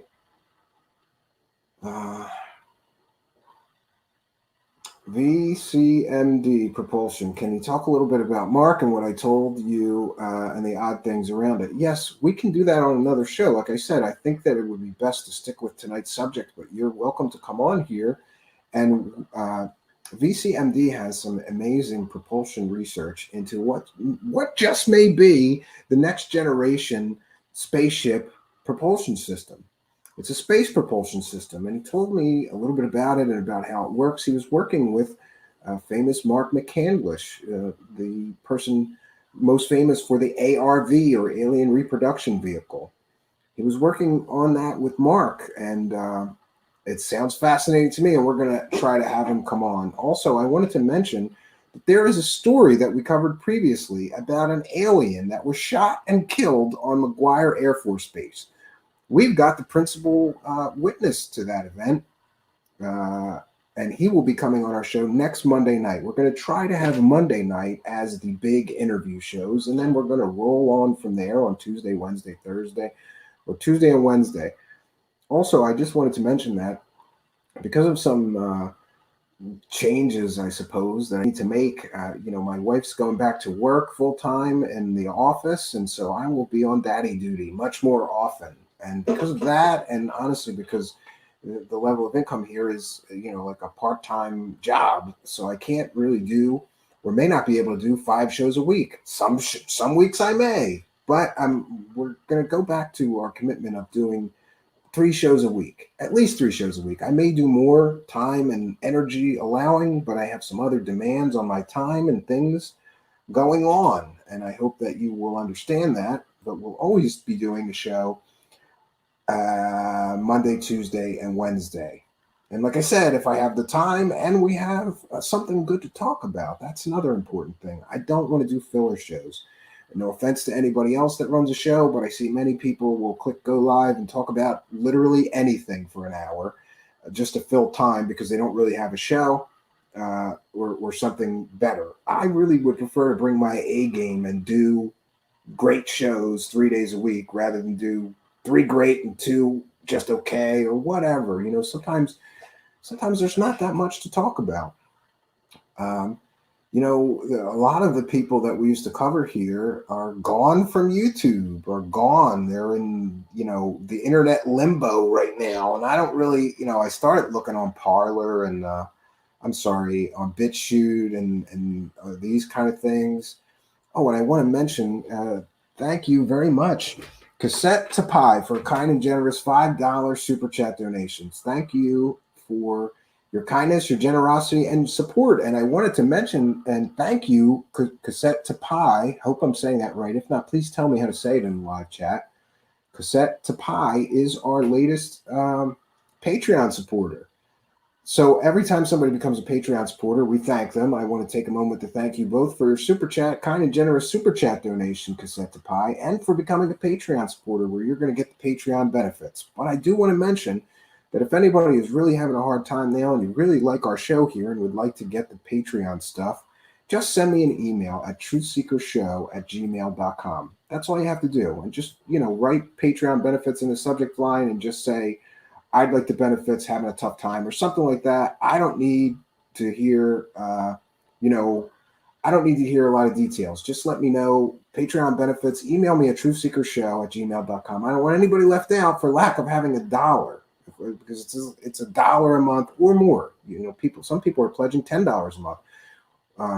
Every dollar that we get in Patreon and in these super chats and the PayPal helps move the show forward. So thank you, Cassette to Pie, for your kindness, your generosity, and your support. Thank you for blessing our show with some of your kindness. And I am so grateful for your kindness, your generosity, and your support. Thank you for blessing our show, and God bless you and yours, Cassette to Pie.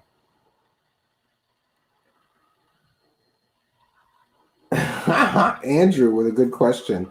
Andrew Whitley asks, do you think the character Kaiser Soze from The Usual Suspects would be considered a demon? I don't think so. Clever guy, but not a demon. Entirely human, right? Really clever guy. I love that movie because the ending is, nobody ruined it for me, and I got to see it. It's just like seeing the movie Sixth Sense. If nobody ruined it for you before you've seen it, I had no idea when I was watching this movie, Usual Suspects, what the ending was, and I was blown away. Like, what a great surprise ending. It's one of my favorite kind of surprise ending movies, that along with Sixth Sense, which was just mind-blowing when I first saw it, right? And I also like The Village, but it seemed like he had such a hit with a surprise ending movie that he tried to hurry up and make another one, and that was good, but not quite as good as The Sixth Sense. Renee Miss Jonocide says, good show. Jonocide says, later, everyone, much love. Yeah, I want to wish you a happy birthday, Jonocide. It is just where I am. It is an hour and 12 minutes away from Jonocide's birthday. So everyone in the live chat, longtime show supporter Jonocide, shout out to Jonocide. Everybody wish him a happy birthday. It's almost his birthday. William Pixley, I still want to know where demons come from. I'm sorry if I did not get to your question or anybody's question. I had a lot to try to jam in, but I'm hoping that I built a rapport with this Father Mike. He seems very, very down to earth and cool and interesting guy. We talked a little bit off air, and he has an interest in paranormal stuff. So I'm hopeful that we can get him back for round 2 and do another interview with him. I do have another person that is an assistant. Believe it or not, I did not know this. Many exorcists have lay people that are assistants to them. And this girl takes all of the calls for a certain priest who's an exorcist and, helps him with his exorcism duties. And we're going to interview her because she hears a lot of the stories and is very, very knowledgeable about these kind of things. UFO Gandalf, the time traveler, I believe in Australia, right? Or maybe Tasmania. I always forget UFO Gandalf. I'm sorry. I think it's Australia. Or thereabouts, right? Or those little islands, Tasmania or one of the other ones, right around Australia. UFO Gandalf says it's his birthday here already. Mark Robertson says, awesome show. Thanks for the kindness and the generosity and support. Set to Pie says, just seeking the truth. Thanks, Stephen. And we try to bring it to you. I also want to take a moment. I have to keep reminding myself to do this. There is a lot of people that are listening in audio podcast land. In fact, the downloads, I can't believe the number of downloads that we're getting already because we just started making Truth Seekers, our show here, available on all different podcast networks. You can get it on Spreaker, Apple Podcasts, Spotify, anywhere you get your podcasts, iHeartRadio. So there's a lot of people that are listening in audio podcast land. I just want to remind you people listening in an audio podcast format. I know some people prefer that, but you're missing half the fun. The real root of our show is our YouTube channel. So please be sure to go to YouTube and type in the search bar Truth Seekers, one word. Look for that strange guy with the sunglasses. That would be me, Stephen Cambion, the host of our show. Click that subscribe button. Click that notification bell and come here with us and be a part of the live chat. We saw this tonight, friends. Tonight, many people from the live chat got to ask a Catholic priest and real-life exorcist some questions. Where else do you get to do that? I think that this is a great community, and you may enjoy participating in our live chat. So I want to make sure that the people listening in audio podcast land understand that the invitation is always there. Please do visit us on YouTube. Just go to YouTube, search in the search bar Truth Seekers. You'll see me, the guy with the sunglasses. Join us here. Subscribe. Click the notification bell. And finally, we mentioned that you guys, anybody that wants to help our show can help us by throwing money at us. But there is another way that is just as effective. And that would be to make sure that you like, comment, and subscribe to our show here, to the videos on YouTube. Share them on your social media. Send them to some friends. Post them on Facebook. Post them on Twitter. And please do follow me. Following me on Twitter is the best way to know more about the show. It's at Stephen Cambion. We also have we just started a Discord server, and the link to that I will put once again on my Twitter feed. It's at Stephen Cambion, StevenCambian. At Stephen Cambion on Twitter, you get all the latest show news, and you'll be notified when a show is about to take place live. All of our shows here are done live. And we would like you to come here and be a part of the live chat. But a good way to help us, besides throwing money at us, of course, is to just like, comment, subscribe. If you comment on these videos that we make here, please chime in. Tell us what you think of the show. Give us some future questions. If we happen to get Father Mike or another Catholic exorcist, put them in the comments below. And I try to interact with the comments section here as much as possible. So that's another form of activity, interactivity that we have here, which I love. We love hearing from our audience too. So you can email me if you'd like to be a guest. If you have some great story that you'd like to share, we're all ears. I'm looking for new guests now. You can email me at truthseekershow@gmail.com. Yeah. So, friends, I would like to encourage you to please do like, comment, and share. It really does help. I know I sound like a broken record, and I got to keep saying that. I keep saying I'm going to make a bumper for that, so I don't have to keep, harping on that. But it really does help. That's why every YouTuber asks, because it helps. It helps so much, right? It helps because it raises us in the search engine. It helps more people find us. More people subscribe to us. More people get to know our show here. And certainly that is a very good thing, right? The more people that we can get to hear about our show, the bigger the show will grow. And we're certainly trying at least to grow the show. Tonight, friends, I got to do something that it's been on my bucket list forever. I've always wanted to really sit down and talk to a Catholic exorcist. I didn't get through half of my questions, so I'm hoping that we can have him again, right? I'm hoping, seems like a cool guy. I think he'll agree to it again. I think hopefully he had a good time. I try to make my interview somewhat cathartic for people so that they enjoy the experience. I think that we could get him back. I got through about half of my questions. I'd like to ask him the other half someday. But my point is, I'm always amazed that this show gives me a portal, a passport into talking to some incredible people. And I get to take all of you guys along with me for the journey. And I can't tell you how happy I am. Every time I come here, there's a great audience. Tonight, we had a great audience. Thank you for being a part of this. This has been a Truth Seeker special event interview with an exorcist. And hopefully this is the first in a series. We're going to try to reach out to more and different exorcists and interview them as well, because I'd like to get some consensus between them and see if there's a difference of opinion between some of them, and just to grow our knowledge base here about the Catholic rite of exorcism and demons and demon possession. I thought I would love to interview more of these guys who do this, because imagine what an amazing story. This guy spends part of his week literally battling demons for the Catholic Church. Definitely interesting to me. So I want to thank each and every one of you for joining us tonight. It has definitely been my pleasure tonight. You know, some shows, I gotta be honest with you, some shows seem like a grind, right? But I always love the shows where I have a good guest because it seems like the show just flows and it's not like belabored. You know, tonight felt very natural to me. I was glad to have such a great audience, and I want to thank you again for being a part of mine.